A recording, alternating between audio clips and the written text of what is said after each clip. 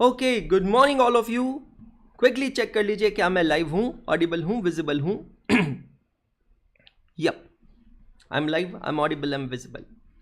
फटाफट आ जाइए, ज्वाइन कर लीजिए और फिर हम शुरू करते हैं आज का हमारा ये अमेजिंग सा सेशन, अमेजिंग सी batch, CA intermediate fast track batch for cost and management accounting. Very good morning all of you. Good morning Karishma, good morning Bina.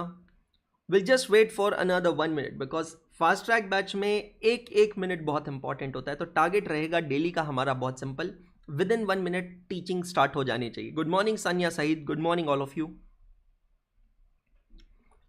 Very good morning all of you. So वो सभी बच्चे जो live देख रहे हैं और वो सभी बच्चे जो बाद में रिकॉर्डेड देख रहे हैं, सबको मेरा प्रणाम, सबको मेरा सलाम। Good morning all the students once again. तो अब मैं यहाँ पर एक बार आज का ये सेशन चालू करता हूँ। आज का जो हमारा ये सेशन है, लेक्चर नंबर 1 है फास्ट ट्रैक बैच का। ये लेक्चर नंबर 1 के अंदर हम लोग क्या करने वाले हैं, पहले 45 मिनट से 1 घंटा मैं आपको एक स्ट्रैटेजी बताने वाला हूँ, सब्जेक्ट के बारे में बताने वाला हूँ। ब्रॉडली हम लोग क्या करेंगे, अगले 30-35 लेक्चर्स में हम क्या करने वाले हैं, कैसे करने वाले हैं, उसका एक एक्शन प्लान आपके साथ शेयर करने वाला हूँ। फर्स्ट 45 to 60 मिनट्स, उसके बाद मैं स्टार्ट करने वाला हूँ basics of cost and management accounting. तो जो लोग पहले 45-60 मिनट नहीं देखना चाहते और बाद में रिकॉर्डेड देख रहे हैं, you can straight away jump and start with basics of cost and management accounting. जो भी लोग लाइव देख रहे हैं, जो भी लोग रिकॉर्डेड देख रहे हैं, सबको मैं बता रहा हूँ कि इस बैच के नोट्स आपको एक गूगल ड्राइव फोल्डर के थ्रू यहाँ दिए जाते हैं। गूगल ड्राइव फोल्डर आप कैसे एक्सेस कर सकते हैं, तो जब आप अड्डा 24/7 ऐप पे इस बैच को एक्सेस करेंगे तो वहाँ पर आपको बैच नोट्स का एक सेक्शन दिखता है जिसमें आपको एक QR कोड दिखेगा। उस QR कोड को स्कैन कर कर आप नोट्स एक्सेस कर सकते हैं। बाकी टेलीग्राम ग्रुप, ये वो बहुत सारे सवाल आपके होंगे, वो सारे सवालों के जवाब मैं आपको यहाँ पर देने वाला हूँ अभी शुरुआत के 1 घंटे में।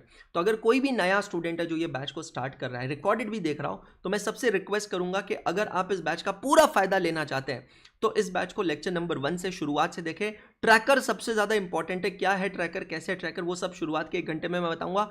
एक लेक्चर को सीक्वेंशियली फॉलो करें, एक चैप्टर खत्म करें, उसका 1 शॉट रिवीजन देखें, उसकी चैप्टर वाइज टेस्ट देखें और इस तरीके से पूरी बैच को आपको कंप्लीट करना है। ये बैच जो है ये लाइव कंडक्ट की जा रही है May 25 वाले बच्चों के लिए, लेकिन उससे कोई फर्क नहीं पड़ता है क्योंकि कॉस्टिंग के सिलेबस में कंटेंट में कोई चेंज नहीं है। तो this will continue even for September 25, January 26 और उसके बाद के भी सारे अटेम्प्ट के लिए।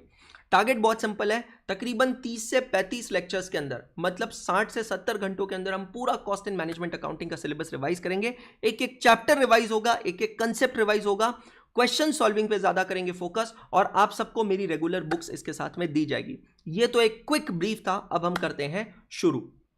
जो बच्चे लाइव बैच देख रहे हैं, आप सब लोगों से एक ही चीज कहूंगा मैं कि जब मैं एक्सप्लेन कर रहा हूं, जब मैं पढ़ा रहा हूं, तो इस पीरियड में मैं सच कोई डाउट्स अभी नहीं लूंगा, मैं लूंगा लास्ट में। अगर किसी के भी कोई भी डाउट्स है, कोई भी कंसर्न है, तो वो मैं लास्ट में आप लोगों के परस्यू करने वाला हूं।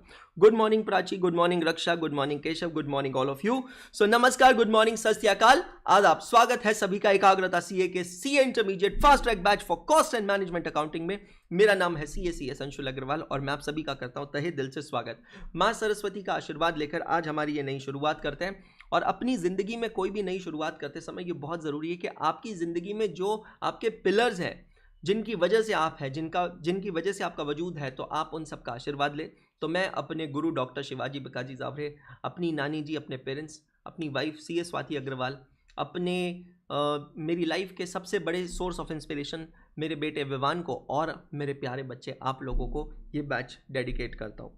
भूलना नहीं है कि हम लोग बनने जा रहे हैं चार्टर्ड अकाउंटेंट। बहुत ही रिस्पॉन्सिबल प्रोफेशन होता है और ये जो प्रोफेशन है इसकी डिग्निटी मेंटेन करना पूरी तरह हमारे हाथ में है। इसलिए मैं कहता हूँ, I adore my profession, I respect my passion, I salute my institute and I am proud to be a chartered accountant. बहुत सारे सवाल हैं आपके मन में, उन सारे सवालों के जवाब पहले 1 घंटे में मैं देने वाला हूं। रिकॉर्डेड देखने वाले बच्चे भी इसको 1.5x, 1.75x, 2x किसी भी स्पीड पर भगा कर देख सकते हैं, उससे कोई फर्क नहीं पड़ता है, लेकिन कंटेंट अच्छे से कवर करना है। Good morning Archi. सवाल यहाँ पर बहुत सारे होंगे, नोट्स का क्या होगा, टेस्ट का क्या होगा, MCQ का क्या होगा, डाउट्स का क्या होगा, टेलीग्राम ग्रुप कहाँ से ज्वाइन करेंगे, कौन सा ज्वाइन करेंगे, रिविजन्स का कैसे होगा, डोंट वरी। सबसे पहले तो बेटा मैं एक प्रेसिडेंट सेट कर देता हूँ, ये है fast track batch. Fast track batch में हम लोग करते हैं revision. Do you know meaning of this word revision? Revision का अगर मैं संधि विच्छेद कर दूं, उसको 2 शब्दों में मैं ब्रेक कर दूं, तो इसका मतलब होता है री प्लस विजन। इसका मतलब ये होता है कि बेटा पहले से आपके पास कोई विजन होगा, कोई ऑब्जेक्टिव होगा, कोई बैकग्राउंड होगा, कोई बेस होगा, अब आप उसको रीविजिट कर रहे हैं। रीविजिट कर रहे हैं, री का मतलब है अगेन, तो आप उसको वापस से रिवाइज करें।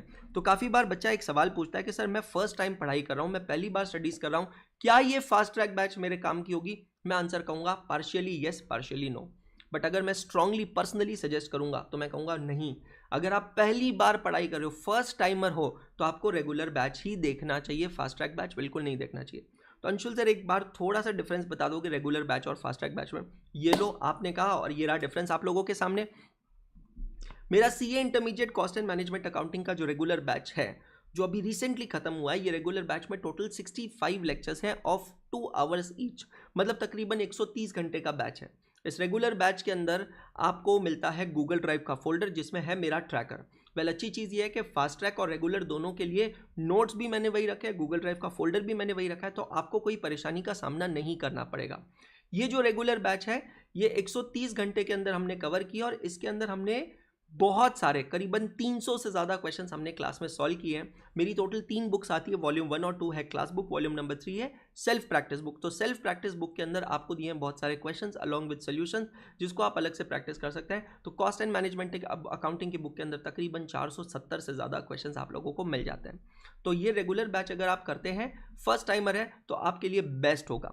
फास्ट ट्रैक बैच किन लोगों के लिए है? जिन्होंने रेगुलर बैच कर रखा है, मुझसे या किसी और से, कहीं से भी किया, उससे फर्क नहीं पड़ता है, लेकिन अब आप रिवाइज करना चाहते हैं, एग्जाम ओरिएंटेड अप्रोच चाहते हैं। ये बैच के अंदर आप एक अलग अंशुल अग्रवाल देखेंगे। स्पेशली जो मेरे रेगुलर बैच वाले बच्चे हैं उनको बिल्कुल अलग अंशुल अग्रवाल दिखेगा, बिकॉज यहाँ पर इस बैच का सीधा सिद्धांत है, सीधी बात, नो बकवास। हर एक मिनट बहुत इंपॉर्टेंट है, क्योंकि ये बैच ज़्यादातर वो बच्चा देखता है जो रिपीटर होता है या फिर जिसने पहले कई रेगुलर बैच किया है लेकिन वो बहुत ज़्यादा सेटिस्फाइड नहीं है और अब वो वापस अपने कंसेप्ट को स्ट्रॉन्ग करना चाहता है। तो सीधी बात, नो बकवास।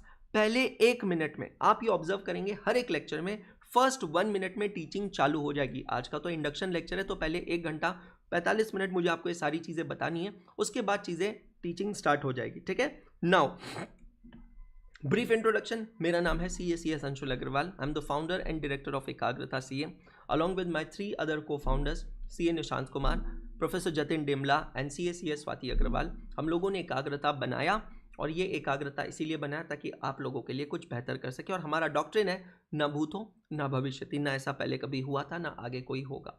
पिछले 12 सालों से मैं CA के स्टूडेंट्स को पढ़ा रहा हूँ। मैंने CA CS दोनों एक साथ पुणे से कंप्लीट किया है। I am born in Jodhpur. I did my basic education in Jodhpur, then I did my schooling in Amravati, Maharashtra. I did my CA from Pune. I worked in Deloitte Haskins and Sells. I was abroad. मैं बाहर काम कर रहा था, फिर मैं India आया और मैंने पढ़ाना चालू किया। और इससे पहले मैं अनअकैडमी का डायरेक्टर हुआ करता था, टॉप एजुकेटर हुआ करता था। एकाग्रता हम लोगों ने बनाया और अब एकाग्रता जो है it is partnered with Adda 24/7 to provide the best education to the CA students. मेरी ज़िंदगी में मैं ये 3 मंत्रास को फॉलो करता हूँ, patience, trust and self reliance, और आप लोगों से कहता हूँ कि आप भी इन मंत्रास को प्रोफेस करें। वेल अगर मैं इस सब्जेक्ट के बारे में बात करूँ इस सब्जेक्ट की खास बात क्या है थोड़ा अच्छे से जान लीजिएगा। ये नया सब्जेक्ट है और मैं फिर से कह रहा हूँ कि आपने पहले पढ़ रखा है या नहीं पढ़ रखा है, रिगार्डलेस ऑफ दैट इस सब्जेक्ट का एक अलग अप्रोच चाहिए। सिंपल सा फंडा है इस सब्जेक्ट में, एक ही रूल है कि देयर आर नो रूल्स। क्या बोल रहे हो sir? Yes, there is only one rules, that is there are no rules. मतलब यहाँ पूरा के पूरा गेम जो है वो कॉमन सेंस के बेसिस पे चलता है। ये सब्जेक्ट को वो बच्चा कॉन्कर कर सकता है जिसका दिमाग चलना चालू हो जाए, जिसकी कॉमन सेंस लगने लग जाए, जिसको ये समझ में आ जाए कि हाँ मैं ये चीज़ क्यों कर रहा हूँ। और एक बार अगर आपको समझ में आ गई मैं ये चीज़ क्यों कर रहा हूँ, तो अपनी मंजिल और अपना रास्ता आप खुद बना लोगे।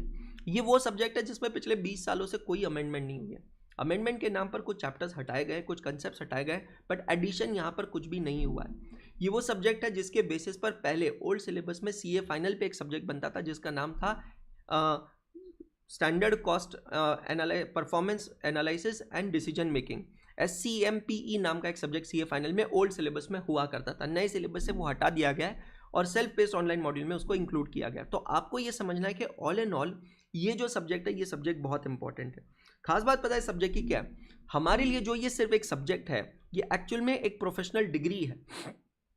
हम जिसे सिर्फ एक सब्जेक्ट की तरह पढ़ रहे हैं, कॉस्ट एंड मैनेजमेंट अकाउंटिंग, ये actually institute of cost and management accountants of India की एक डिग्री है। तो हमें इसे बहुत ही ज़्यादा केयरफुली और एनालिटिकली पढ़ना है। दोस्तों CA इंटरमीडिएट की जब आप एग्जाम्स देते हैं ना, एक कॉमन मिथ होता है सब लोगों के माइंड में कि यार मुझे एक एक करके ग्रुप्स देने हैं, मुझे दोनों ग्रुप्स एक साथ देने हैं, बहुत सारे सवाल, बहुत सारे कन्फ्यूजन दिमाग में होता है। और मैं आपको सच बताऊं, फाउंडेशन पास होने के बाद इंटरमीडिएट तक की ये जो जर्नी है ना, इस जर्नी में आप बहुत सारे मूड स्विंग्स ऑब्जर्व करेंगे। और ये मूड स्विंग्स क्यों होंगे? बिकॉज हर एक दिन एक नया एक्सपीरियंस होता है, एक नया थ्रिल होता है, एक नया एडवेंचर होता है। हर सब्जेक्ट आपका दोस्त नहीं है, पर हर सब्जेक्ट आपका दुश्मन भी नहीं है। हर लेक्चर आपके डिसीजन को चेंज करता है कि मुझे एक ग्रुप देना है कि दो ग्रुप देना है। हर एक्सपीरियंस चेंज करता है, हर कॉन्वर्जेशन चेंज करती है। अपने सीनियर से बात करते हैं, अपने दोस्तों से बात करते हैं, टीचर से बात करते हैं। कोई दिन ऐसा सुपर मोटिवेटेड दिन होता है जब ऐसा फील होता है, इतने चार्ज अप होता है, ऐसा लगता है माँ कसम आज तो दुनिया हमने फाड़नी है, इस दुनिया में हमसे ज़्यादा बेहतर कोई नहीं है, जो भी है बस हम ही है और हमें किसी से कुछ लेना देना नहीं। लेकिन फिर कोई दिन इतना डीमोटिवेटिंग होता है कि हमें समझ में नहीं आता है कि यार हम लोग करें तो करें क्या। खास बात यहाँ पर यह हो जाती है दोस्तों कि जब तक मैं क्लासेस रेगुलर अटेंड कर रहा हूँ, जब तक सब कुछ सही चल रहा है, तब तक मुझे कोई प्रॉब्लम नहीं है। जहाँ पर किसी दिन मेरी क्लास मिस हो गई, जहाँ पर मेरा थोड़ा बैकलॉग लग गया और अगले दिन मैं क्लास में पहुँचा, मेरा कॉन्फिडेंस सन करके डाउन होगा। बिकॉज फिर मुझे समझ में नहीं आएगा कि यार क्या चल रहा है क्लास के अंदर।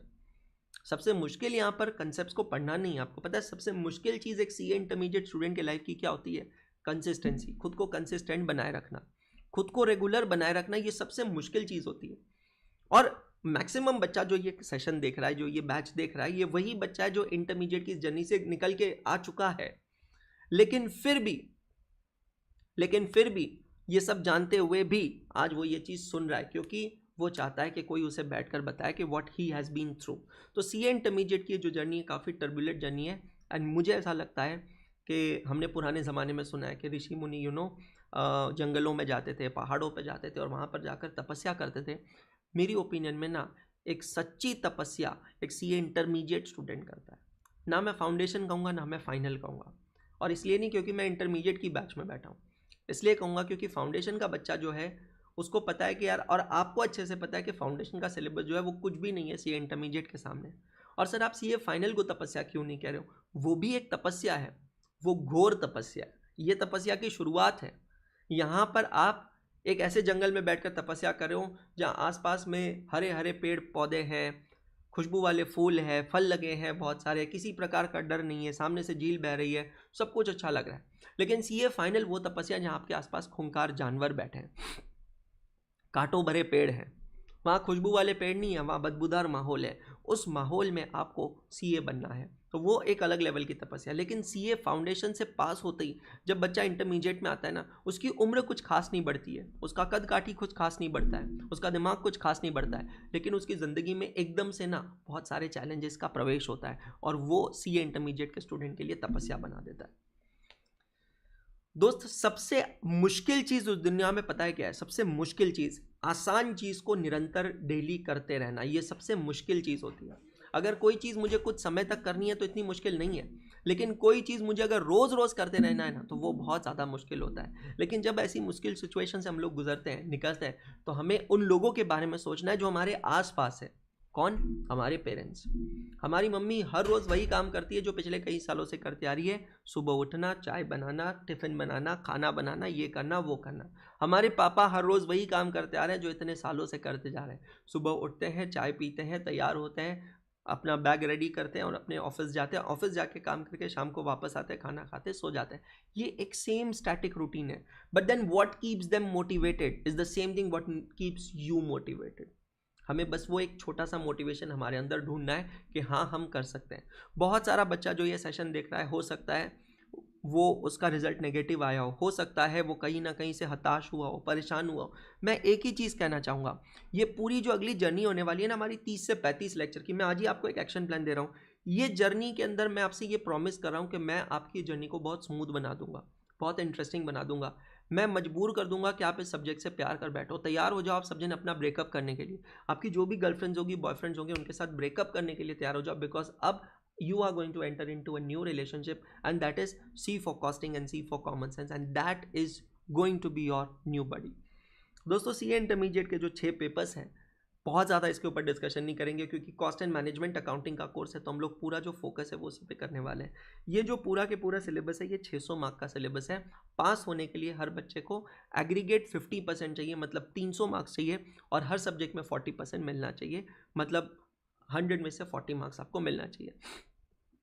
क्योंकि रिपीटर्स बैच है, क्योंकि फास्ट ट्रैक बैच है, तो मैं यहाँ पर एक चीज़ पे जोर देना चाहूँगा। बहुत सारे बच्चे पता है इस गिल्ट में जीते हैं कि सर मैंने दोनों ग्रुप्स एक साथ नहीं दिए, मैंने एक एक करके ग्रुप दिया, तो वो ये सोचते हैं कि मेरी ज़िंदगी तबाह हो गई, मेरी ज़िंदगी ख़त्म हो गई, अब मेरे लिए आगे कुछ नहीं बचा है। मैं एक चीज़ ऑनेस्टली आपको बताना चाहता हूँ, as a big brother, as a friend, as a guardian, as a cousin, whatever you consider me, एक सिंपल सी चीज़ बताता हूँ, किसी कागज़ के टुकड़े को कभी ये इजाज़त मत दो कि वो आपको डिफाइन कर सके। मेरे दोस्त, सीए बनना बहुत बड़ी बात है। आज इंडिया में टोटल सिर्फ 3,75,000 चार्टर्ड अकाउंटेंट है और तकरीबन 137 करोड़ की जनसंख्या है भारत में। तो अगर आप इसको डिवाइड करते हैं और मल्टीप्लाई बाय 10,000 करते हैं तो हमारे भारत देश में आज मात्र 3 चार्टर्ड अकाउंटेंट्स हैं आउट ऑफ 10,000 पीपल। तो ये जो नंबर है ना, ये नंबर बहुत कम है। सीए बनना अपने आप में बहुत बड़ी बात है। तो आप खुद को प्लीज़ गिल्ट में महसूस ना करें या खुद को शर्मसार महसूस ना करें अगर मैं एक एक ग्रुप करके इंटरमीडिएट और फाइनल क्लियर करता हूं। तो सीए बन गए ये बहुत बड़ी बात है। अगर सीए फर्स्ट अटेम्प्ट में बन गए तो शाबाश, और भी अच्छी बात है। लेकिन अगर सीए फर्स्ट अटेम्प्ट में नहीं बने, दोनों ग्रुप्स एक साथ देखकर नहीं बने, इसका मतलब ये नहीं है कि आपका करियर खत्म हो गया, आपकी ज़िंदगी खत्म हो गई है। मैं बार बार एक चीज़ रिपीट करता हूँ और आज भी मैं आपको ये सेशन के थ्रू आपको बताना चाहता हूँ कि मेरे दोस्त, सीए की जो डिग्री है वो आपको सिर्फ इंटरव्यूअर के सामने की कुर्सी पे बैठा सकती है। It can just give you a place, an opportunity to sit on that chair. नौकरी नहीं दिला सकती। सीए की डिग्री सिर्फ ये बोल करके मैं सीए हूँ, मुझे नौकरी मिलनी चाहिए, ये बिल्कुल गलत फहमी में चीज़ हूँ। सीए की डिग्री आपको सिर्फ वो चेयर पे जगह दिलाएगी, नौकरी आपको आपकी काबिलियत दिलाएगी। आपके अंदर जो टैलेंट है, आपके अंदर जो प्रेजेंटेशन कम्युनिकेशन स्किल्स है, आपका जो जनरल नॉलेज है, आपकी जो आईटी की स्किल्स है, आपके जो बाकी स्किल्स है, एप्लीकेशन बेस्ड स्किल्स है, ये स्किल्स आपको ताकत दिलाएगी। कई साल पहले की घटना है, नारायण मूर्ति जी जब इन्फोसिस के चेयरमैन हुआ करते थे, तो नारायण मूर्ति जी ने, और मैं रियल घटना बता रहा हूँ और तब की बता रहा हूँ जब मैं सीए स्टूडेंट था और सीए फाइनल में था, तो नारायण मूर्ति जी ने सीए का रिजल्ट लगने वाला था, सीए फाइनल के रिजल्ट से पहले आईसीआई प्रेसिडेंट को एक लेटर लिखा और उस लेटर में कहा कि आप सीए फाइनल के अंदर जो रैंकर्स अनाउंस करते हैं, 50 रैंक्स अनाउंस होती है, उनमें से जो टॉप 10 रैंकर्स होंगे ना, AIR 1 2 3 4 5 6 7 8 9 10, उन 10 रैंकर्स को मैं अपनी कंपनी इन्फोसिस टेक्नोलॉजीज में बिना इंटरव्यू के जॉब देना चाहता हूं और एक अच्छे खासे पैकेज में। अब आप एक बार इमेजिन कीजिए, ये हमारी सीए फ्रेटर्निटी के लिए कितनी सम्मान की बात है कि हमारे देश की एक इतनी बड़ी कंपनी और उस कंपनी के फाउंडर सीधा हमारे इंस्टीट्यूट के प्रेसिडेंट को एक चिट्ठी लिखते हैं और उसमें कहते हैं कि अगर आप लोगों ने, institute of chartered accountants of India ने कह दिया कि ये हमारे सीए फाइनल के टॉप 10 AIR है, तो हमारे लिए कोई और स्कोप ही नहीं बचता है कि हम इसका कोई इंटरव्यू लें। हम ये अश्योरेंस ले सकते हैं कि ये जो 10 लोग हैं ये इंडिया के बेस्ट 10 चार्टर्ड अकाउंटेंट्स होंगे, the best brains, the best CA brains of the country, और हम उन लोगों को डायरेक्ट नौकरी देंगे, डायरेक्ट जॉब देंगे without any interview and wonderful package. पूरी सीए इंस्टीट्यूट एकदम खुश हो गई कि यार ये तो बहुत बढ़िया चीज़ हुई, कितनी सम्मान की बात है कि हमारे एग्जामिनेशन सिस्टम, हमारे सिलेबस पे लोग इतना ट्रस्ट करते हैं। ऐसा ही हुआ, रिजल्ट आया। रिजल्ट आने के बाद AIR 1 से लेकर 10 जो थे सीए फाइनल के, उनको नौकरी दी इन्फोसिस टेक्नोलॉजीज ने at a very handsome package, at a package which they couldn't refuse. सब जने वहां पे जॉब पे लगे। ये वो समय था जब साल में एग्जाम 2 बार होती थी। सीए फाइनल तो आज भी 2 बार होती है, लेकिन ये उस समय की बात है जब मैं फाइनल में स्टूडेंट था। तो हमारे को भी ऐसे सपने आने लगे कि भाई हम भी जब फाइनल का एग्जाम देंगे तो हमारे समय भी कभी अंबानी जी चिट्ठी लिख देंगे आईसीआई प्रेसिडेंट को, कभी बिरला जी लिख देंगे, कभी टाटा जी लिख देंगे कि हाँ हम भी ऐसे रैंकर्स को दे रहे हैं। तो सबका उद्देश्य बन गया कि हमें AIR आना है। 6 महीने बाद, गौर से सुनिएगा, 6 महीने बाद वही नारायण मूर्ति जी वापस एक चिट्ठी लिखते हैं आईसीआई के प्रेसिडेंट को, और अब इस बार वो चिट्ठी में लिखते हैं कि I am really disappointed with the quality of chartered accountants that you are producing. I am very shameful and sadfully terminating all the 10 chartered accountants hired by me from my company because your chartered accountants are not able to take decisions. और वो एक जो चिट्ठी थी वो ICI के गाल पे तमाचा था. It was a question mark on the entire curriculum, on the board of studies, on the examination department, on the syllabus of the CA course. It was a question on the credibility of the entire profession. Sir Narayan Murthy raised a question and he asked, what quality of CAs are you producing? I have hired AIR 1 to AIR 10 of CA final of your examination, considering that they are the 10 best chartered accountants of the country. And now what has happened? After 6 months, I can see these people are not able to take their own decisions. How will they take decisions for my company? How will they help me to grow my company? My dear friends, then president of ICI has took this letter very seriously, and it was really a very shameful thing for the ICI and the entire CA profession. The effect was very simple. क्या होना था फिर उसके बाद? CA के papers बहुत tough होने लगे, एग्जामिनेशन पैटर्न में चेंजेस हुए, क्वेश्चनिंग पैटर्न में चेंज हुए. अब जो क्वेश्चंस डायरेक्ट क्वेश्चन आते थे वहां पर एप्लीकेशन बेस्ड अप्रोच क्वेश्चन आने लगे, केस स्टडी बेस्ड क्वेश्चन आने लगे. सीएस को मजबूर किया जाता था कि अब आप सोचें. पहले तक क्या सिर्फ आप रटें, आपने ये पढ़ लिया, ये रट लिया, इस पे क्वेश्चन आ गया, एग्जाम में दिया, पास हो गए, AIR आ गए. लेकिन अब जो क्वेश्चंस की पैटर्न बनने लगा, पेपर के जो पैटर्न बनने लगे, it was more of analytical approach. ICI president ने गुस्सा होकर स्टेटमेंट दिया कि मैं सपना बना दूंगा लोगों के लिए CA बनना. अब आसान नहीं होगा CA बनना. और उसके बाद इम्पैक्ट यह आया कि बैक टू बैक रिजल्ट्स कम लगते गए, बैक टू बैक रिजल्ट्स कम लगते गए. I remember guys, May 2011 exam when I became CA, the result was just 1.75% for both the groups. Just imagine for a second, just imagine. So all in all, I want to say is that whatever subject you study, see, maybe you are doing it first time, maybe you are doing it subsequent time, whatever subject you are studying, you need to just think, you need to just evaluate that have I got the knowledge of that subject or not. That's the most important thing. Okay चलो मुझे marks oriented पढ़ना है, वो मैं पढ़ूंगा. मैं खुद भी कहता हूँ, एज अ टीचर कहता हूँ कि भाई साहब मार्क्स के लिए तो पढ़ना ही चाहिए, क्योंकि मार्क्स के लिए पढ़ोगे तभी तो जाकर समझ में आएगा कि यार मैंने सही मायने में कैसे किया है, क्या किया है या नहीं किया है.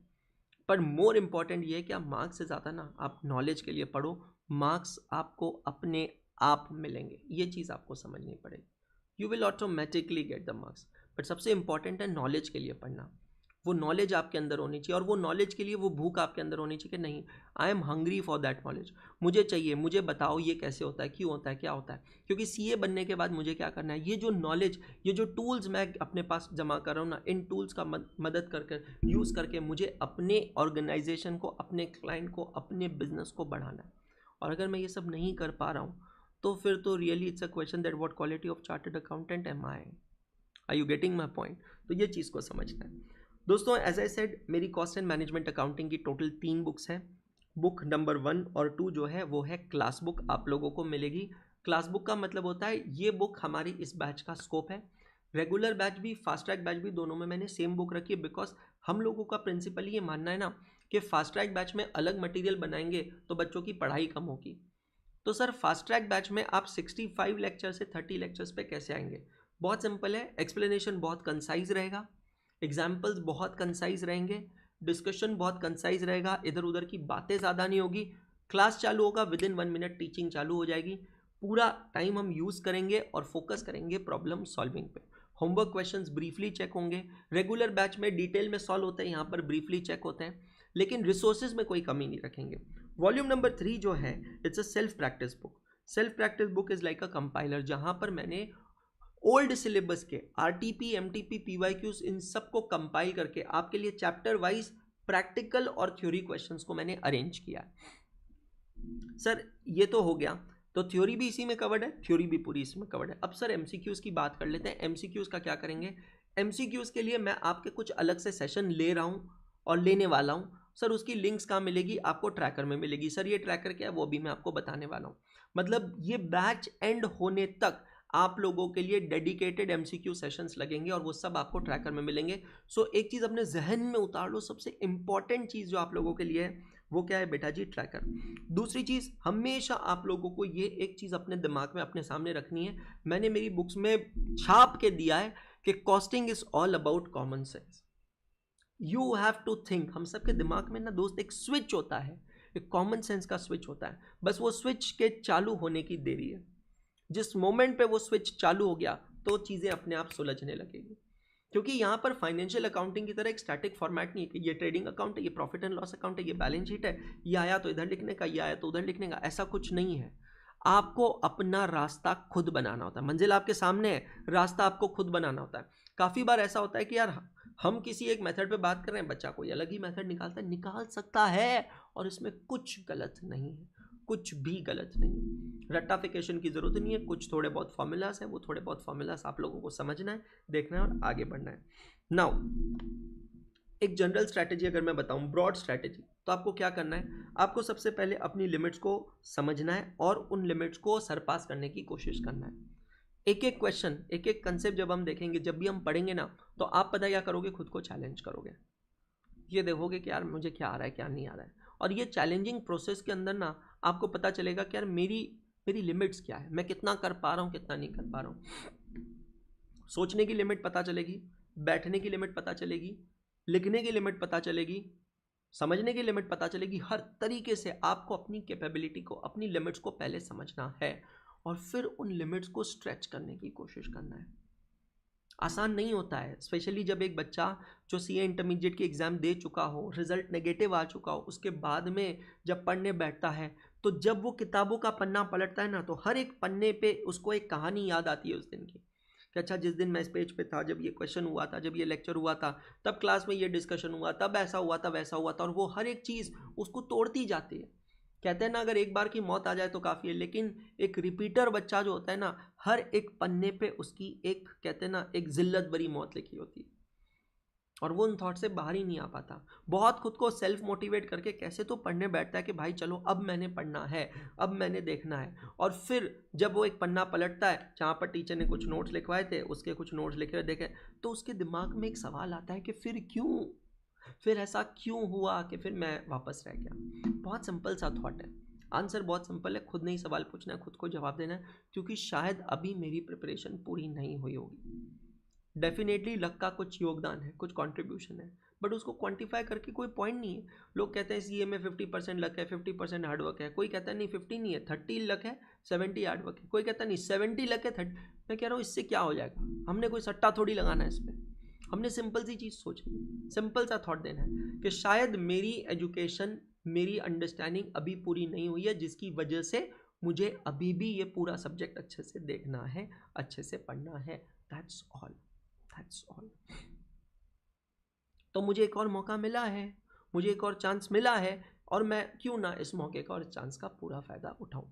तो ये आपको समझना है, एग्जामिनेशन से खाली हाथ नहीं आना है। हर एक बच्चा जो ये बैच देख रहा है लाइव रिकॉर्डेड किसी भी तरीके से, 60 का मिनिमम टारगेट आपको रखना है। कितना? 60 का मिनिमम टारगेट।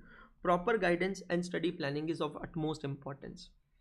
आप अगर मेरे पास आए हो, मुझसे बैच पढ़ रहे हो, तो ब्लाइंड ट्रस्ट मुझ पर करना है कि ये जो बंदा सामने बैठा नहीं, ये बंदा कभी मेरा गलत नहीं होने देगा। एक एक चीज़ जो ये बंदा पढ़ाएगा, ये सही पढ़ाएगा, सोच समझ के पढ़ाएगा। एम्पल ऑफ राइटिंग प्रैक्टिस, ये तो चीज़ आज से कंसिडरेशन अपने दिमाग में डाल लेना कि यार एडवांस्ड अकाउंटिंग, टैक्सेशन, बाकी सब्जेक्ट्स में आप जितनी राइटिंग प्रैक्टिस कर रहे हो, जो भी टारगेट रख रहे हो, उससे कम से कम 2x मेहनत आपको कॉस्टिंग में करनी है। लिखते रहना है। The more questions you solve, the more perfection you will gain. ये चीज़ अपने दिमाग में फिट कर लेना।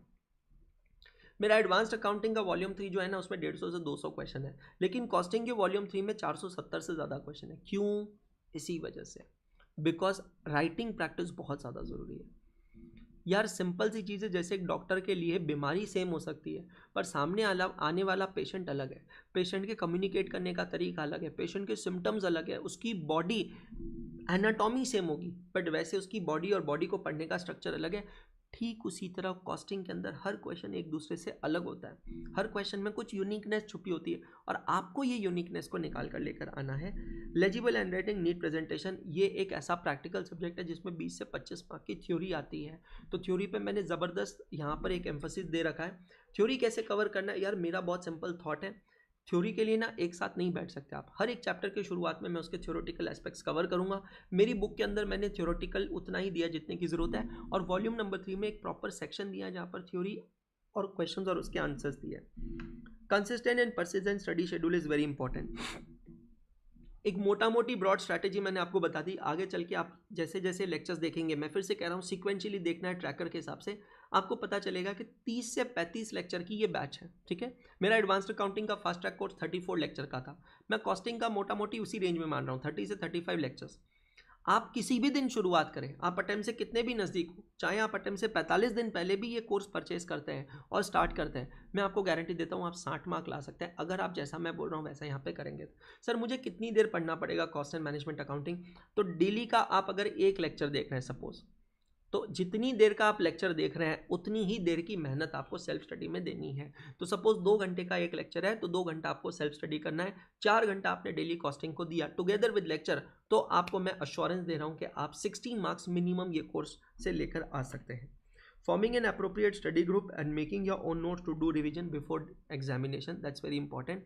इसीलिए मैं हर चैप्टर से पहले सेल्फ एनालिसिस बनवाता हूँ। हम लोग रजिस्टर बनाएंगे कॉस्ट एंड मैनेजमेंट अकाउंटिंग की इस बैच के लिए, आपको एक अलग रजिस्टर बनाना है। इस रजिस्टर के अंदर हम लोग जब भी नया चैप्टर चालू करेंगे, चैप्टर के पहले पेज पे हम टाइटल देंगे रजिस्टर में सेल्फ एनालिसिस पेज, जहाँ पर उस चैप्टर के जितने भी की पॉइंट्स हैं उसको एक जगह पे हम लिस्ट करने वाले हैं। कंसेप्चुअल अंडरस्टैंडिंग सबसे बड़ी चीज़ आपको ध्यान रखनी है। यहाँ पर कोई भी कंसेप्ट रटना नहीं है, उसको समझना है, चाहे वो इकोनॉमिक ऑर्डर क्वांटिटी का कंसेप्ट हो, इकोनॉमिक बैच क्वांटिटी का कंसेप्ट हो, जॉइंट प्रोडक्ट बाय प्रोडक्ट का कंसेप्ट हो, मार्जिनल कॉस्टिंग एक अलग अप्रोच फॉलो करता है, एब्जॉर्प्शन कॉस्टिंग अलग अप्रोच करता है। आपको कहीं पर भी वर्डिक्ट नहीं देना है। देखो एज ए जनरल प्रिंसिपल हम इंसानों की आदत है किसी भी चीज़ पे ओपिनियन देने की, हम बहुत जल्दी ओपिनियन बना देते हैं, ये ऐसा होना चाहिए, वो वैसा होना चाहिए, ये सही है, वो गलत है। यहाँ पर कुछ भी सही गलत नहीं है, यहाँ पर आपको मल्टीपल चॉइसेस दिए गए हैं, आपको उन चॉइसेस के हिसाब से काम करना है। तो अब्जॉर्प्शन कॉस्टिंग का अपना एक अप्रोच है, मार्जिनल कॉस्टिंग का अपना एक अलग अप्रोच है।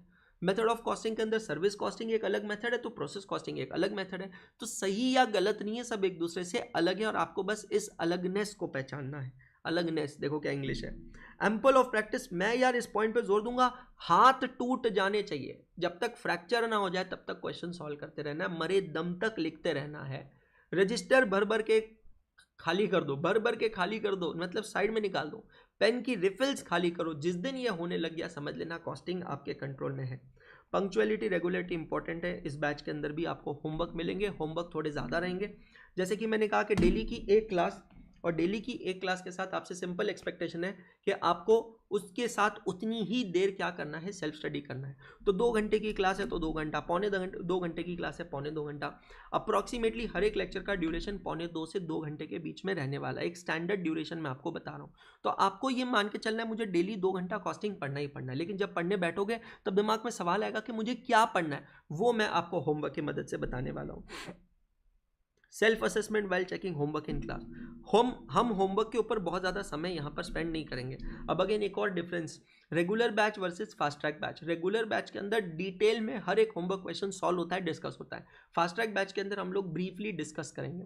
देखो यार, अगर मुझे 65 लेक्चर 65 लेक्चर्स की बैच को 35 लेक्चर्स में कंप्रेस करना है, और वो भी not at the cost of content, तो कुछ तो करना पड़ेगा। मतलब सबसे सिंपल तरीका होता है जो बहुत सारे टीचर्स यूज़ करते हैं, फास्ट ट्रैक का एक मटेरियल अलग बना लेते हैं, जिसमें नॉर्मल बुक में जितने क्वेश्चंस होते हैं उसके 50%, 40%, 60% क्वेश्चंस होते हैं। लेकिन मुझे वो नहीं करना है। मैं आप लोगों को वही गूगल ड्राइव फोल्डर दे रहा हूँ जो रेगुलर बैच वाले बच्चों के लिए है, वही बुक दे रहा हूँ जो रेगुलर बैच वाले बच्चों के लिए है, और उस बुक के सारे क्वेश्चन के सोल्यूशन भी दे रहा हूँ मैं आपको। लेकिन मैं यहाँ पर कॉम्प्रोमाइज़ जो कर रहा हूँ वो इस चीज़ पे है कि हम जो क्लास में बाकी का डिस्कशन करते हैं, किसी की लेग पुलिंग करते हैं, किसी का कुछ करते हैं, ये बैच में आपको वो सब नहीं मिलेगा। मैं आपको अभी बता रहा हूँ। मतलब यहाँ पर आप बहुत ज़्यादा एंटरटेनमेंट का एक्सपेक्टेशन ना रखें। यहाँ पर मैं फिर से कह रहा हूँ, मुद्दा बहुत सिंपल है, सीधी बात, नो बकवास। ये चीज़ का आपको रखना है ध्यान। आपको काफ़ी ऑर्गेनाइज रहना पड़ेगा। प्लानिंग बहुत इंपॉर्टेंट है, because if you fail to plan you actually plan to fail. छोटी छोटी चीज़ों में प्लान करना पड़ेगा। एक कॉस्टिंग का सब्जेक्ट पढ़ते समय ना, you have to think like an architect. एक आर्किटेक्ट क्या होता है ना, सामने ज़मीन होती है, क्लाइंट अपनी रिक्वायरमेंट बताता है, मुझे इतना बड़ा घर चाहिए, इतने कमरों का चाहिए, इतने मंजिल का चाहिए, ऐसा चाहिए, वैसा चाहिए। आर्किटेक्ट के दिमाग में ना वो एक विजुअल इमेज बन जाती है, अच्छा ऐसा घर बनेगा इस ज़मीन के ऊपर। ठीक उसी तरह जब आप कॉस्टिंग में क्वेश्चन पढ़ोगे ना, फॉर्मेट आपके दिमाग में बनते रहना चाहिए। अच्छा पर्टिकुलर है, कितने कॉलम्स बनेंगे, 1 बनेगा, 2 बनेगा, अच्छा टोटल कॉलम बनेगा या नहीं बनेगा, उसकी ज़रूरत है कि नहीं, क्वेश्चन ने पूछा है कि नहीं पूछा है। तो आपको ना एक आर्किटेक्ट की तरह सोचना पड़ेगा। फाइनेंशियल अकाउंटिंग और कॉस्ट अकाउंटिंग डिफरेंट ये हो जाता है कि बेटा कॉस्ट फाइनेंशियल अकाउंटिंग के अंदर ये चीज़ पे दिमाग नहीं चलाना पड़ता। अच्छा AS13 इन्वेस्टमेंट अकाउंट का क्वेश्चन है, अच्छा इन्वेस्टमेंट अकाउंट का क्वेश्चन है, फिक्स इनकम सिक्योरिटी का क्वेश्चन है तो इंटरेस्ट का ही कॉलम बनेगा, और अगर वेरिएबल का है तो डिविडेंड का ही कॉलम बनेगा। कॉस्ट अकाउंटिंग में ऐसा नहीं है। कॉस्ट अकाउंटिंग में ज़रूरी नहीं है कि हर एक बंदा फॉर्मेट से ही काम करे, कोई बंदा फॉर्मूलास भी यूज़ कर सकता है। बेस्ट एग्जांपल है मार्जिनल कॉस्टिंग, इस चीज़ से रखना है आपको ध्यान। टेलीग्राम ग्रुप के QR कोड्स यहाँ पर आप लोगों के सामने हैं। ये है जनरल टेलीग्राम ग्रुप एकाग्रता CA का, जहाँ पर एकाग्रता CA के जो भी जनरल कम्युनिकेशंस होते हैं हो जाते हैं। ये टेलीग्राम ग्रुप है मेरा डाउट सॉल्विंग ग्रुप। कोई भी डाउट्स हो, कैसे भी डाउट्स हो, कॉस्ट एंड मैनेजमेंट अकाउंटिंग या फिर एडवांस्ड अकाउंटिंग, इंटरमीडिएट में मैं 2 सब्जेक्ट्स पढ़ाता हूँ, दोनों के डाउट्स आप यहाँ पर डाल सकते हैं और मेरे जो बच्चे हैं वो डेफिनेटली आपके डाउट्स को यहाँ पर एड्रेस करेंगे, मैं खुद एड्रेस करूँगा। अब आते हैं हम गूगल ड्राइव के ऊपर। कॉस्ट एंड मैनेजमेंट अकाउंटिंग का गूगल ड्राइव का एक अलग से फोल्डर यहाँ पर बनाया गया है।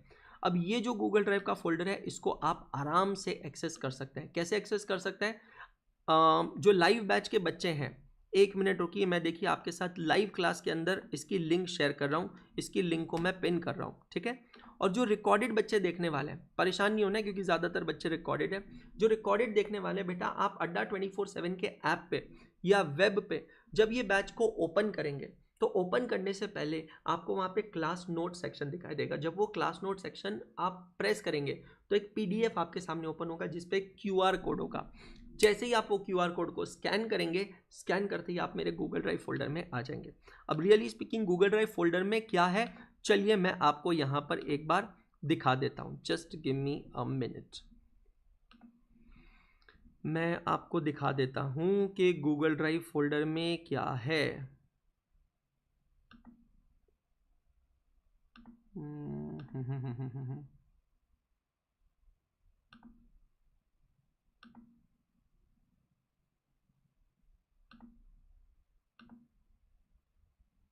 हाँ जी, आपको फोल्डर दिख रहा होगा, स्क्रीन पे दिख रहा होगा आपको फोल्डर, ठीक है। ये है गूगल ड्राइव फोल्डर। अब इस फोल्डर में एक्चुअली क्या क्या है समझना। सबसे पहले ये कॉस्टिंग का डायरेक्ट फोल्डर है, चाहे आप मेरे रेगुलर बैच के स्टूडेंट हो या आप मेरे फास्ट ट्रैक बैच के स्टूडेंट हो, ये गूगल ड्राइव के फोल्डर का एक्सेस आपको मिलता है। इस फोल्डर में आपको सबसे ऊपर दिखेंगे अंशुल सर्स नोट्स। जब आप इस फोल्डर में जाएंगे आपको 2 फोल्डर दिखेंगे, अंशुल सर बुक। तो जो भी बच्चे मुझसे पढ़ रहे हैं, जो मेरी आपको बुक मिलती है उसकी PDF आपको यहाँ पर मिल जाएगी, अंशुल सर बुक ये नाम से फोल्डर बना हुआ है। जहाँ पर सबसे ऊपर आपको दिख रहा है वॉल्यूम नंबर 3 मतलब सेल्फ प्रैक्टिस बुक, और उसके बाद हर एक चैप्टर के इंडिविजुअल PDF आपको मिल जाएंगे। टोटल 15 चैप्टर्स है, 15 PDF आपको यहाँ पर मिल जाएंगे। फिर आप दूसरा फोल्डर देख रहे हैं वो है सोल्यूशन। मेरी बुक में जितने भी चैप्टर्स हैं उन सारे चैप्टर्स के देखिए सोल्यूशन, सारे क्वेश्चन के, सारे चैप्टर्स के सोल्यूशन आप देखेंगे आपको A to Z यहाँ पर दिख रहे हैं। Can you see this all of you? सब कुछ आपको एक जगह पे मिलेगा, एवरी सिंगल थिंग, हर एक चीज़ जो मैं क्लास में लिख रहा हूँ वो सब कुछ आपको यहाँ पर मिलेगा। तो फास्ट ट्रैक के लिए भी यही वाले सोल्यूशंस है, बिकॉज सोल्यूशंस तो चेंज नहीं होने वाले, ठीक है। उसके बाद यहाँ पर दूसरा फोल्डर है ऑडियो पॉडकास्ट। मैंने आप लोगों के लिए कुछ ऑडियो नोट्स बना के रखे हैं और मैं बनाता रहता हूँ धीरे धीरे करके। ये ऑडियो नोट्स आपके लिए काफ़ी ज़्यादा यूजफुल होते हैं। आप जब भी चाहें किसी क्रिटिकल कंसेप्ट को रिवाइज कर सकते हैं with the help of these audio notes.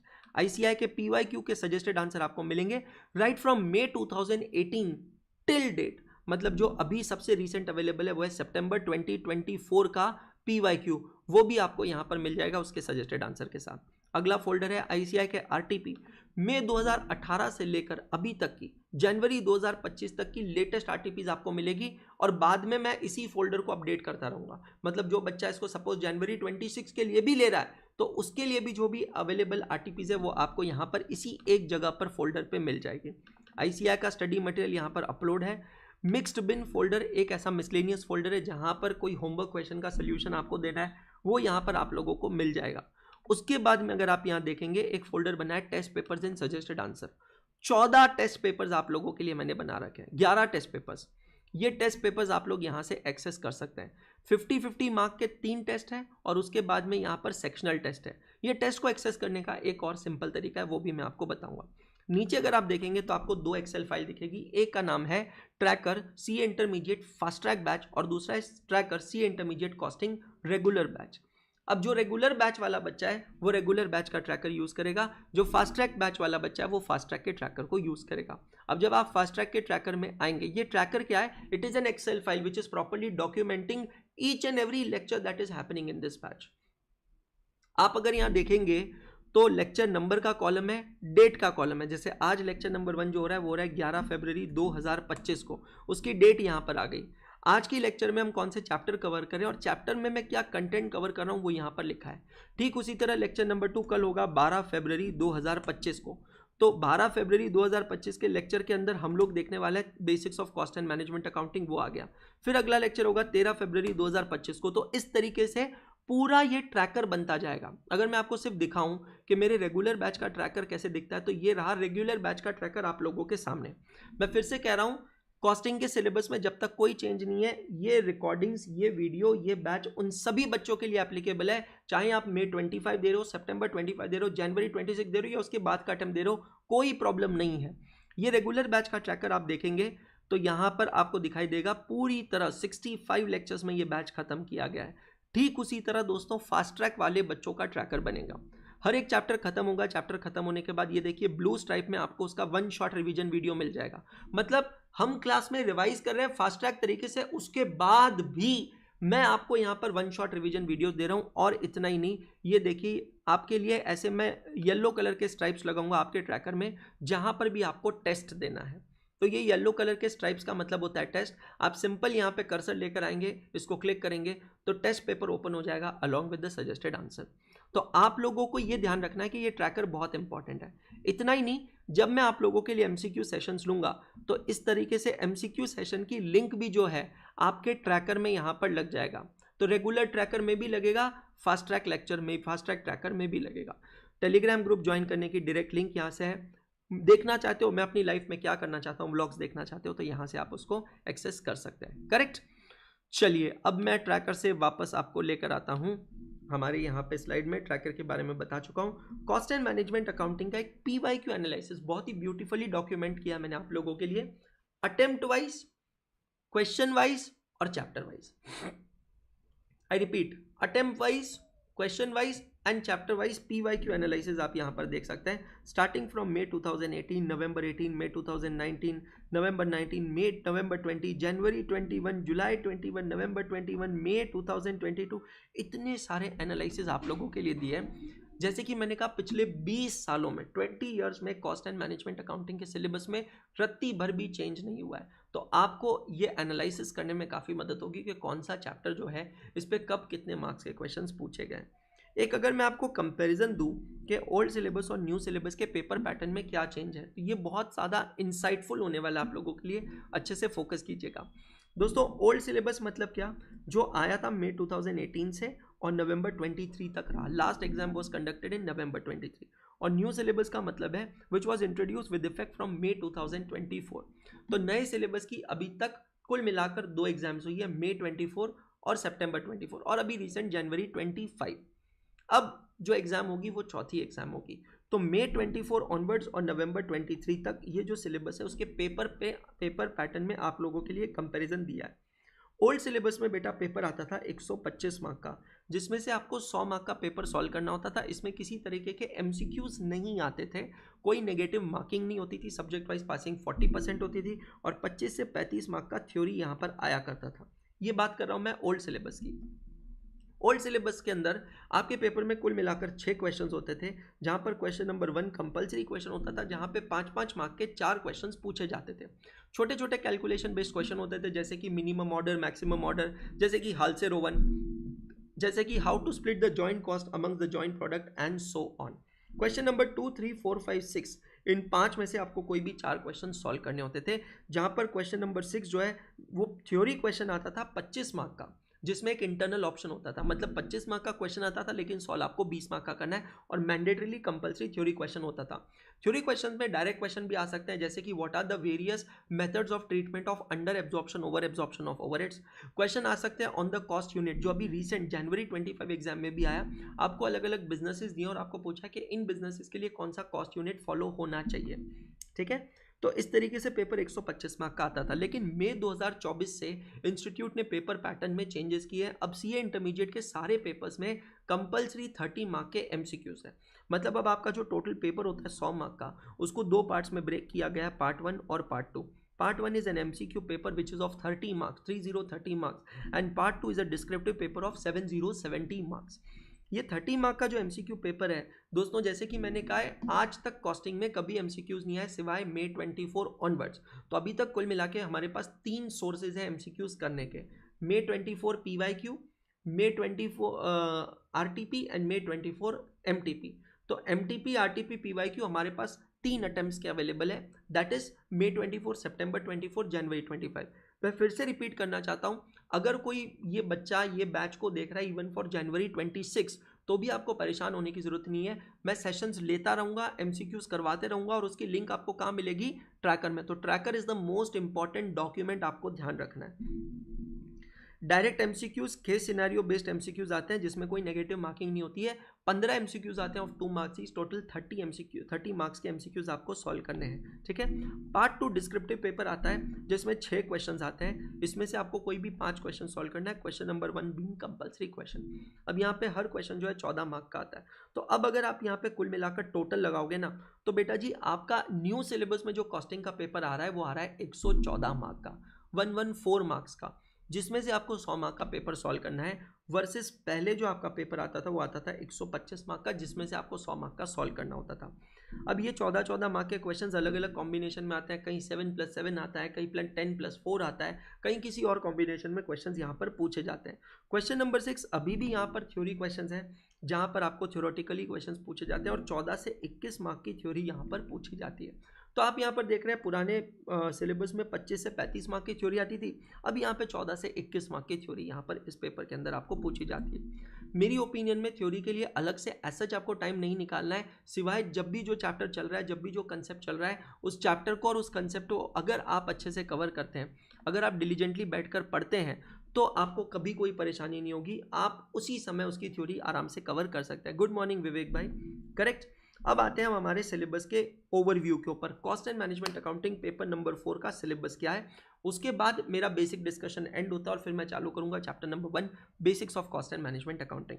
दोस्तों हमारा जो कॉस्टिंग का सिलेबस है बहुत ही डिलीजेंटली और बहुत ही सिस्टमैटिकली प्लान किया गया है, जहां पर चैप्टर नंबर 1 जो है वो है introduction to cost and management accounting.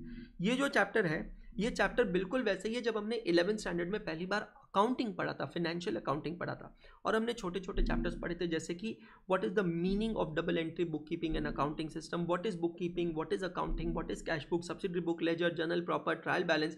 ये सारे ना हमारे एक फुल फ्लेजेड चैप्टर्स हुआ करते थे। ठीक उसी तरह अब जब हम ये सब्जेक्ट पहली बार पढ़ने जा रहे हैं, बिल्कुल नया सब्जेक्ट है, एक अलग ऑरा है इस सब्जेक्ट का, तो हमारे लिए बहुत इंपॉर्टेंट है ये जानना कि what are the basics of cost and management accounting. पहले ये कहना कि पूरी की पूरी थ्योरी चैप्टर नंबर 1 से उतरती है, बिल्कुल गलत है। मेरा चैप्टर नंबर 1 पढ़ाने का तरीका थोड़ा अलग है, जो मैं आपको आज यहीं लेक्चर नंबर 1 में स्पेल आउट कर देता हूँ। मैं चैप्टर नंबर 1 को सिर्फ चैप्टर नंबर 1 के साथ नहीं पढ़ाता हूँ, मैं इस चैप्टर को हर एक चैप्टर के साथ पढ़ाता हूँ, क्योंकि इस चैप्टर का रेफरेंस हर एक चैप्टर में आता है। एक बहुत छोटा सा एग्जांपल मैं यहाँ पे लेता हूँ, जो आज की क्लास में प्रोबेबली हम लोग कवर करेंगे। क्लासिफिकेशन ऑफ कॉस्ट के बारे में बात होती है चैप्टर नंबर 1 के अंदर। ये कहता है कि कॉस्ट को जो है आप अलग अलग बेसिस पे क्लासीफाई कर सकते हो, जैसे कि on the basis of variability a cost can be classified as fixed cost, variable cost, semi variable cost. Well really speaking यही चीज़ हमने मार्जिनल कॉस्टिंग के अंदर देखना है, यही चीज़ हमें बजट एंड बजटरी कंट्रोल के अंदर देखना है। जब हम फ्लेक्सिबल बजट बनाते हैं या जब मार्जिनल कॉस्टिंग के अंदर हम कैलकुलेशन करते हैं कंट्रीब्यूशन का, तो हमें वहाँ पर वेरिएबल कॉस्ट ही चाहिए, फिक्स कॉस्ट नहीं चाहिए। तो पॉइंट यहाँ पर यही आता है कि चैप्टर नंबर 1 को आप सिर्फ चैप्टर नंबर 1 मत समझिएगा। चैप्टर नंबर 1 जो है उसके इंस्टेंसेस, उसके एविडेंसेस आपको पूरे सिलेबस में मिलेंगे।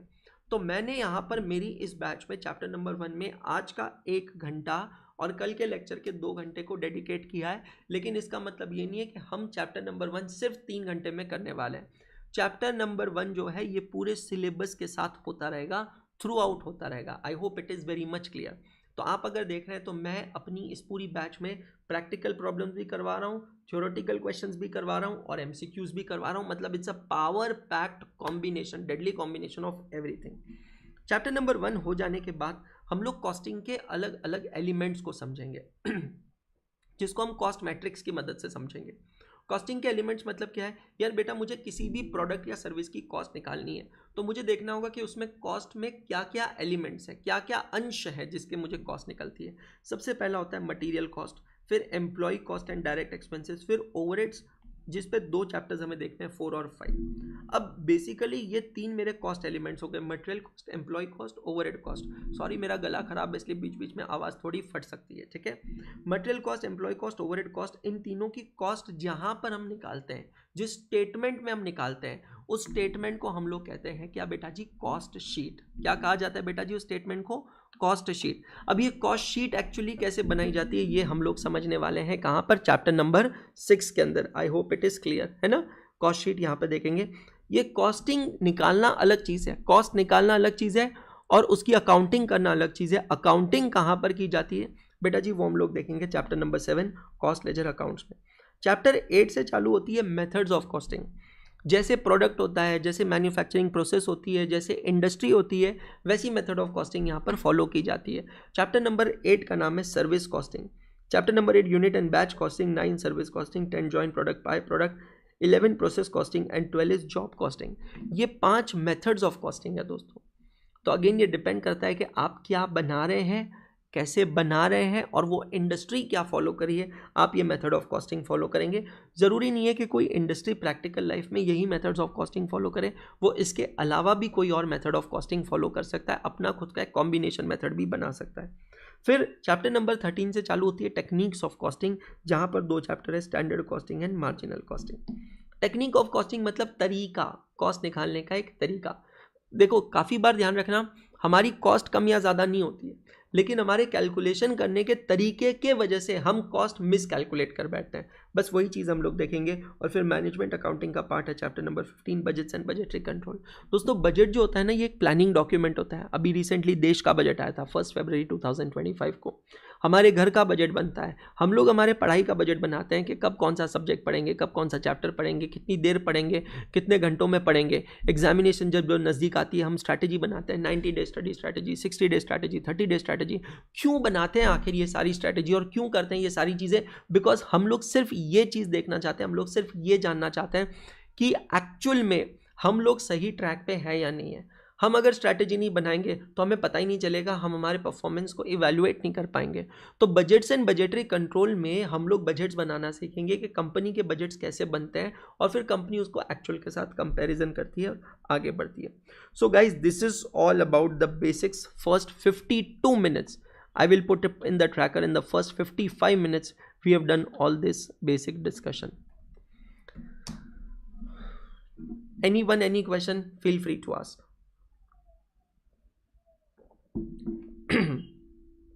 I again apologize for my bad throat. Having a very bad throat. I was in fever till yesterday, because of which my voice is not coming proper. But I'm just trying my level best कि जितना best हो सके उतना best. Any doubts, anyone? Anyone who's watching recorded, no problem. If you have any doubts, feel free to message on Telegram, Instagram, WhatsApp, any source you can message me. You can reach out to me beta, absolutely not a problem. तैयार, चलें आगे। Okay so हर एक बच्चा जो नया है वो पहले 55 मिनट्स यहाँ पर देखेगा, ऐसा मैं अज्यूम कर रहा हूँ। आपके जितने भी सवाल होंगे वो 55 मिनट्स के इस सेशन के अंदर सॉल्व हो गए होंगे। अब हम बढ़ते हैं आगे और शुरू करते हैं हमारे बेसिक्स में, introduction to cost and management accounting. सभी जने अपने रजिस्टर्स में आएंगे, कुछ चीज़ें क्लास के साथ लिखना है, कुछ चीज़ें क्लास के बाद लिखना है। समझ में आया? ताकि हम लोग यहाँ पर ज़्यादा लिखने में टाइम वेस्ट ना करें, पर समझते पूरी तरह आपको यहाँ पर चलना है। जब भी हम बात करते हैं कॉस्ट एंड मैनेजमेंट अकाउंटिंग की और बेसिक्स अगर हमको समझना है स्पेशली, तो बेसिक्स को समझने की शुरुआत हम लोग कहाँ से करेंगे? We will start from the various branches of accounting. So सबसे पहली चीज़ हम लोग देखेंगे वो है what are the various branches और sub fields of accounting.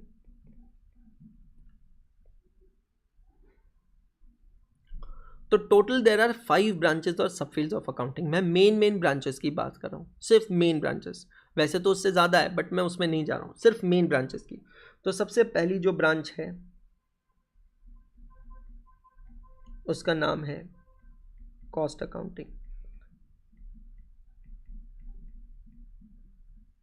Second जो ब्रांच है उसका नाम है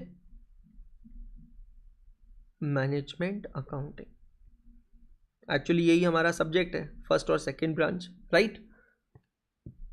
थर्ड ब्रांच जो है, गुड मॉर्निंग आदित्य, उसका नाम है फाइनेंशियल अकाउंटिंग।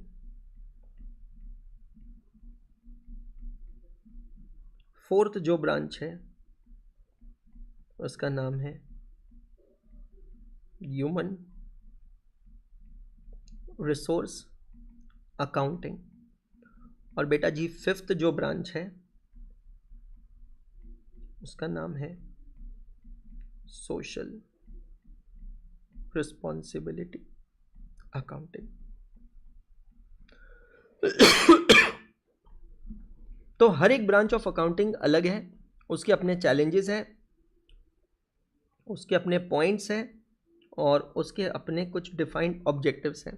इन सभी ब्रांचेस ऑफ अकाउंटिंग में से जो हमारा ये सब्जेक्ट है वो सब्जेक्ट है पहली दो branches of accounting, that is cost accounting and management accounting. एक एक करके इनके ऑब्जेक्टिव्स को समझते हैं और फिर हम लोग आगे बढ़ते हैं, आगे के कंसेप्ट्स को देखेंगे, ठीक है। सबसे पहले कॉस्ट अकाउंटिंग और फिर management accounting. What is the meaning of this term cost accounting और what is the purpose of cost accounting? दोस्तों सबसे पहले अगर इसको समझना है तो हमें इस टर्म को समझना होगा। What is the meaning of the term cost? The term cost means लागत, कीमत। मात्राओं पे मत जाना, गलत हो सकती है, ठीक है। I really don't know. लागत, कॉस्ट का मतलब हो सकता है कीमत, और क्या मतलब हो सकता है? कॉस्ट का मतलब हो सकता है कॉस्ट प्राइस कहेंगे, कुछ लोग कहेंगे प्राइस, कुछ कहेंगे वैल्यू, ये सब नहीं। लागत, कीमत, आउट ऑफ पॉकेट एक्सपेंस। कुछ लोग कहेंगे सर सिर्फ आउट ऑफ पॉकेट एक्सपेंसेस नहीं होते हैं, इम्प्लिसिट कॉस्ट भी होती है। We will go to those concept, ठीक है। अभी के लिए सिंपल समझ लो कि कॉस्ट अकाउंटिंग जो है ये वो ब्रांच ऑफ अकाउंटिंग है जिसके तीन मेन ऑब्जेक्टिव्स ये हैं, three main objectives of cost accounting. हम लोग क्यों पढ़ रहे हैं कॉस्ट अकाउंटिंग? कोई भी चीज़ पढ़ने से पहले ना बेटा हमें ये पता होना चाहिए कि आखिर हम वो कर क्यों रहे हैं, क्योंकि अगर हमें वो पता ही नहीं है तो हमारे लिए कहीं कोई पॉइंट ही नहीं बचता है ना। What are the three main objectives of cost accounting? बहुत अच्छे से समझना। सबसे पहला जो ऑब्जेक्टिव है कॉस्ट अकाउंटिंग का वो है कॉस्ट असरटेनमेंट। साइड साइड में थोड़े थोड़े टर्म्स में बताता चलूंगा, समझाता चलूंगा, समझते भी चलना है, लिखते चलना है। Cost ascertainment. Now what is the meaning of this term cost ascertainment? इसको समझने के लिए ना पहले मुझे आपको एक और टर्म लिखवाना पड़ेगा, समझाना पड़ेगा, और वो एक और टर्म है जो मैं इसके साइड पे कहीं लिख दूं।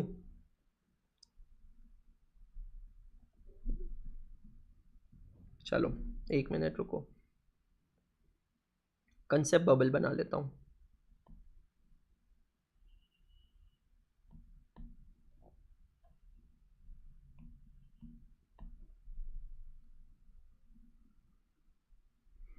ये बन गया हमारा कंसेप्ट बबल। थोड़ा इसका इंपॉर्टेंस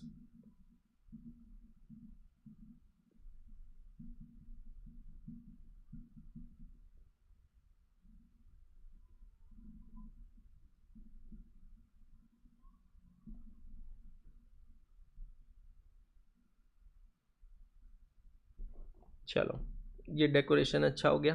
अब यहां पर लिखते हैं what is another term. Term का नाम है कॉस्ट ऑब्जेक्ट। क्या है टर्म का नाम? Cost object. दिखाई नहीं दे रहा है, कलर चेंज कर दूं? हाँ, cost object. Now what is a cost object? सिर्फ ये टर्म को समझना है हमें, है ना। Cost object means the product और service for which the cost can be ascertained separately. Term क्या है? Cost object. Now what is a cost object? It is a product और the service for which the cost can be ascertained separately. तो Apple के लिए MacBook cost object है, iPhone cost object है, iPad cost object है, AirPods cost object है. Samsung के लिए रेफ्रिजरेटर भी कॉस्ट ऑब्जेक्ट है, एयर कंडीशन भी कॉस्ट ऑब्जेक्ट है, टेलीविजन भी कॉस्ट ऑब्जेक्ट है, लैपटॉप भी कॉस्ट ऑब्जेक्ट है. एक डॉक्टर के लिए पेशेंट को देने वाली सर्विसेज कॉस्ट ऑब्जेक्ट है. अगर आप उस एक पैथोलॉजी वाले के लिए ब्लड टेस्ट एक कॉस्ट ऑब्जेक्ट है. तो कॉस्ट ऑब्जेक्ट का मतलब क्या? ये टर्म हम पूरे लेक्चर में यूज करेंगे, पूरी बैच में यूज करेंगे. What is a cost object? A cost object means the product और द सर्विस. अगर मैं मैन्युफैक्चरर हूं तो मेरे लिए प्रोडक्ट कॉस्ट ऑब्जेक्ट है. अगर मैं सर्विस प्रोवाइडर हूं तो मेरे लिए सर्विस कॉस्ट ऑब्जेक्ट है. तो cost object means the product और service for which the cost can be ascertained separately, जिसकी कॉस्ट मैं अलग से निकाल सकूं, जिसकी अलग एक पहचान होती है, उसको कहते हैं कॉस्ट ऑब्जेक्ट. तो कॉस्ट अकाउंटिंग का जो सबसे पहला उद्देश्य है, सबसे पहला ऑब्जेक्टिव है, वो है cost ascertainment. Cost ascertainment of a cost object. क्या है बेटा जी पहला उद्देश्य? Cost ascertainment of cost object. What is the meaning of the term cost ascertainment? इसका मतलब है कॉस्ट का पता लगाना. जो भी प्रोडक्ट मैं बनाना चाहता हूं, जो भी सर्विसेज मैं देना चाहता हूं, बेटा जब तक मुझे उसकी कॉस्ट पता नहीं होगी तब तक मैं बिजनेस कैसे करूंगा, मैं सेलिंग प्राइस कैसे डिसाइड करूंगा, वो एक अलग डिस्कशन है, उसके ऊपर मैं आऊंगा. लेकिन सबसे पहला ऑब्जेक्टिव क्लियर हुआ, कॉस्ट असरटेनमेंट. कॉस्ट अकाउंटिंग क्यों पढ़ते हैं? पहला उद्देश्य क्या है? किसी भी चीज़ की कॉस्ट पता लगाना. अगर मुझे कोई भी चीज़ बनानी है तो उसकी कॉस्ट क्या है. अमन गुप्ता ने एक कंपनी बनाई बोट कंपनी क्या करती है? ऑडियो डिवाइसेस बनाती है, वेयरेबल्स बनाती है. अब उन्होंने हेडफोन बनाना था, तो हेडफोन में उन्होंने कॉम्पिटिटिव एनालिसिस किया होगा, मार्केट में कॉम्पिटिटर्स कौन कौन बैठे हैं. अच्छा, मार्केट में सबसे ज़्यादा बिकने वाला प्रोडक्ट कौन सा है. अच्छा, अगर मुझे मेरा प्रोडक्ट मार्केट में लेके आना और मैं चाहता हूँ कि मेरा प्रोडक्ट उसको कॉम्पिटिशन दे, तो मुझे ऐसा प्रोडक्ट लाना होगा जो उससे बेहतर हो in terms of feature, in terms of durability, in terms of its looks, और उससे सस्ता हो. अब अगर मुझे उससे सस्ता बनाना है तो मुझे सबसे पहले वैसा बनाने के लिए कॉस्ट निकालनी पड़ेगी, एक प्रोटोटाइप बनाना पड़ेगा, देखना पड़ेगा कि वैसा ऑब्जेक्ट बनाना है तो उसकी कॉस्ट क्या बैठती है. फिर मैं उसकी कॉस्ट को रिड्यूस करूंगा. आपने अक्षय कुमार की मूवी देखी होगी मिशन मंगल. मिशन मंगल के अंदर वो आप देख रहे हैं कितने कम बजट के अंदर वो मंगलयान बनाते हैं. कैसे मंगलयान बनाते हैं? दिमाग चलाते हैं. हमारे पास फ्यूल कम है, हमारे पास पैसा कम है, हमारे पास समय कम है. इस सब स्कैरिसिटी ऑफ रिसोर्सेज के अंदर हम कैसे चीज़ों को मैनेज करते हैं. तो स्कैरिसिटी है या अबंडेंस है, ये कब पता चलेगा? जब आप पहले कॉस्ट पता लगाओगे. तो सबसे पहला उद्देश्य ऑब्जेक्टिव जो है सब्जेक्ट का वो है कॉस्ट असरटेनमेंट. ठीक है, एक बार सर कॉस्ट पता लग गई, फिर हमारा इस सब्जेक्ट का दूसरा ऑब्जेक्टिव है कॉस्ट रिडक्शन. क्या है दूसरा objective? Cost reduction. Cost reduction का मतलब क्या होता है? क्या होता है कॉस्ट रिडक्शन का मतलब? जो कॉस्ट असरटेन की है, मतलब जो भी आपने ऊपर कॉस्ट निकाली है ना फर्स्ट ऑब्जेक्टिव के अंदर, जो भी कॉस्ट आपने असरटेन की है उसे रिड्यूस करना. और सर कॉस्ट को क्यों रिड्यूस करना है? बिकॉज अगर मैं कॉस्ट को रिड्यूस नहीं करूंगा तो मैं प्रॉफिट कैसे बढ़ाऊंगा. अब यहां पर एक और पॉइंटर समझना, that cost is inversely proportionate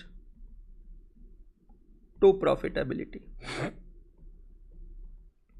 agree करते हैं आप? अगर मेरी बिजनेस में कॉस्ट कम होगी तो मेरा प्रॉफिट बढ़ेगा, और अगर कॉस्ट बढ़ेगी तो प्रॉफिट कम होगा. तो मेरे बिजनेस का एकदम अल्टीमेट ऑब्जेक्टिव क्या है? मुझे प्रॉफिट बढ़ाना है. लेकिन प्रॉफिट कैसे बढ़ेगा? प्रॉफिट दो तरीके से बढ़ता है. एक तो मेरी रेवेन्यू बढ़ जाए, मेरा सेल्स बढ़ जाए, मेरी इनकम बढ़ जाए. दूसरा मेरी कॉस्ट कम हो जाए. तो अभी हम रेवेन्यू वाले एस्पेक्ट पे बात नहीं कर रहे हैं, हम लोग अभी यहाँ पर बात कर रहे हैं कॉस्ट अकाउंटिंग के ऑब्जेक्टिव्स की.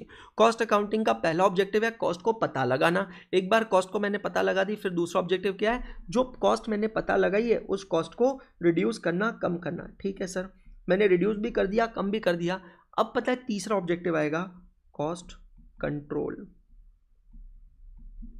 तीसरा ऑब्जेक्टिव है कॉस्ट एंड मैनेजमेंट अकाउंटिंग की कॉस्ट कंट्रोल। सर ये कॉस्ट कंट्रोल क्या होता है, समझिएगा, लिखते चलिएगा। जो कॉस्ट रिड्यूस की है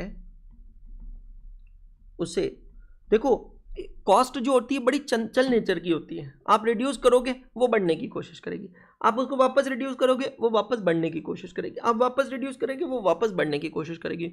तो कॉस्ट कंट्रोल का मतलब क्या है, जो कॉस्ट आपने रिड्यूस की है उस कॉस्ट को, रिड्यूस कॉस्ट को, उसे मेंटेन करके रखना, मेंटेन करके रखना, so that it doesn't increases again, ताकि वो दोबारा ना बढ़ जाए। देखो कॉस्ट तो कॉस्ट है, उसका नेचर क्या है, बढ़ना, वो तो चाहेगी कि मैं बढ़ती रहूं, मैं बढ़ती रहूं, मैं बढ़ती रहूं, लेकिन आपको क्या करना है, आपको कोशिश करनी है कि वो कॉस्ट कुछ भी करके नहीं बढ़नी चाहिए। तो आप उसके लिए अलग अलग तरीकों का इस्तेमाल करते हो, जैसे कि आप यहाँ पर कॉन्ट्रैक्ट करते हो, एग्रीमेंट्स करते हो, ट्रीटीज करते हो, MOU साइन करके रखते हो। भाई एक मिठाई वाला है, एक मिठाई वाले को साल भर शक्कर चाहिए, घी चाहिए, ड्राई फ्रूट चाहिए।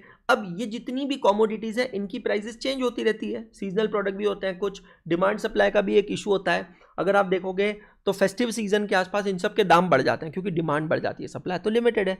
तो ऐसी सिचुएशन के अंदर एक मिठाई वाला आखिर अपनी कॉस्ट को कैसे मैनेज करेगा, how will he manage his cost? Simple तरीका है, वो किसी सप्लायर के साथ एनुअल कॉन्ट्रैक्ट कर लेगा। वो सप्लायर को कहेगा मैं तेरे साथ साल भर का कॉन्ट्रैक्ट करता हूँ, चल साल भर मैं काजू तुझसे ही खरीदूंगा, लेकिन तुझे मुझे एक प्राइस देना पड़ेगा, जो प्राइस आज हम डिसाइड करेंगे उसी प्राइस पे तू साल भर मुझे काजू सप्लाई करेगा। Anshul sir, is it not like a forward contract which we studied in accounting standard 11? Principally yes, in a sense yes, but forward contract और इसमें डिफरेंस होता है। फॉरवर्ड कॉन्ट्रैक्ट में आज कुछ लेन देन नहीं होता है, ये टाइप के कॉन्ट्रैक्ट में आज से लेन देन हो जाता है। समझ में आ रहा है? आज से लेन देन हो जाता है। इतनी बड़ी बड़ी कंपनीज है, एक बार आप सोच कर देखो, इतनी बड़ी बड़ी रियल एस्टेट कंपनीज है जो बिल्डिंग्स बनाती है, कमर्शियल, रेजिडेंशियल, ये वो, इनको कितना सीमेंट लगता हो, इनको कितना स्टील लगता होगा, इनको कितने स्टोन्स लगते होंगे, इनको कितना सैंड लगता होगा। अब cement is one of the key component, की कॉस्ट कंपोनेंट। एक बार सोचो अगर सीमेंट के प्राइसेस बदलते रहे तो क्या ये कस्टमर से फ्लैट की रेट चेंज कर सकते हैं? ओहो customer I am so sorry, अभी ना सीमेंट थोड़ा महंगा है तो फ्लैट थोड़ा महंगा पड़ेगा। ओ कस्टमर ये लो आपके 500 रुपये वापस, क्यों? फ्लैट थोड़ा सस्ता हो गया, क्यों? क्योंकि सीमेंट के दाम गिर गए। ऐसा कर सकते हैं? आंसर है नहीं। मैं ये कहना चाहता हूँ कि चेंज इन कॉस्ट प्राइस की वजह से क्या आपकी सेलिंग प्राइस चेंज हो सकती है? खुद से सवाल पूछो और जवाब दो। Can you change selling price by change in cost price? The answer is no, a big NO, no. तो सर फिर क्या होगा? अगर आपकी सेलिंग प्राइसेस चेंज नहीं होगी तो ये जो कॉस्ट में चेंजेस होंगे, फ्लक्चुएशंस होंगे, इसका फायदा या नुकसान आपको उठाना पड़ेगा। तो आप एज एन एंटरप्रेन्योर, आप एज अ बिजनेसमैन क्या चाहते हो कि मैं अपनी कॉस्ट को संयम में रखूं, कंट्रोल में रखूं, ताकि मेरी कॉस्ट ना बढ़े ना घटे। देखो घटना तो अच्छी बात है पर बढ़े ना। तो ये 3 ऑब्जेक्टिव्स हैं। ये 3 ऑब्जेक्टिव्स हमने क्यों करना है? Why do we need to do these 3 objectives? Because there is a reality of a life. There is an equation which is reality of a life, and that equation goes very simple. It says that cost price plus profit is equal to selling price. ये हमारी जिंदगी की सच्चाई है, ये हमारा equation है। Cost price plus profit is equal to selling price. अब यार इसमें हमें लगता है कि ये इक्वेशन इस तरीके से है, लेकिन एक्चुअल में मैं बताऊं ये इक्वेशन ऐसा है ही नहीं। क्या बोल रहे हो अंशुल सर? हाँ, ये इक्वेशन ऐसा है ही नहीं। दिखने में ये इक्वेशन ऐसे दिखता है कि पहले कॉस्ट निकालो, उसमें प्रॉफिट ऐड करो, फिर सेलिंग प्राइस पता चलेगा। असली ज़िंदगी में ये इक्वेशन ऐसा नहीं है। तो असली ज़िंदगी में ये इक्वेशन कैसा है मैं आपको बताता हूँ। असली ज़िंदगी में सेलिंग प्राइस आपको पता होती है, आपके कंट्रोल में होती नहीं है, उसमें से आपको कॉस्ट प्राइस माइनस करनी है और बैलेंसिंग फिगर आपका प्रॉफिट या फिर it can even be loss. Do you agree with me? Real life scenario में ये सिचुएशन बनती है।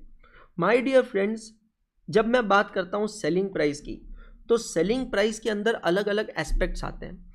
पहला एस्पेक्ट वो आता है जहाँ पर आप ऑपरेट कर रहे हैं परफेक्टली कॉम्पिटिटिव मार्केट के अंदर। परफेक्टली कॉम्पिटिटिव मार्केट मतलब वो मार्केट होता है जहां पर मल्टीपल सेलर्स होते हैं, सिर्फ एक सेलर नहीं है, मल्टीपल सेलर्स हैं। अब मल्टीपल सेलर वाला जब सिनेरियो बनता है परफेक्टली कॉम्पिटिटिव मार्केट वाला, तब दोस्तों मेरे पास क्या चॉइस है एज अ सेलर? क्या मैं अपनी खुद की सेलिंग प्राइस डिसाइड कर सकता हूं? The answer is very big NO, no. In a perfectly competitive market, please understand, the seller is price taker. I am not the one who determine the selling price. I am just the price taker. Selling price is determined by market forces. That is demand and supply. बारिश के समय में जब transportation पूरा ठप हो जाता है, तब लीफी वेजिटेबल्स जैसे कि स्पिनच, पालक, जैसे कि मिंट, धनिया, जैसे कि मेथी, इन सब की सप्लाई हैम्पर हो जाती है, कम हो जाती है, क्योंकि ये सब्जियां खराब हो जाती हैं बारिश की वजह से। तो इन सब सब्जियों के दाम बढ़ जाते हैं। क्यों बढ़ जाते हैं? क्योंकि डिमांड तो उतनी है, सप्लाई रिड्यूस हो गई है। इसको कहते हैं market forces. Perfectly competitive market के अंदर दोस्तों हम लोग जो है ना, हम लोग प्राइस टेकर है, हम लोग सिर्फ स्पेक्टेटर है।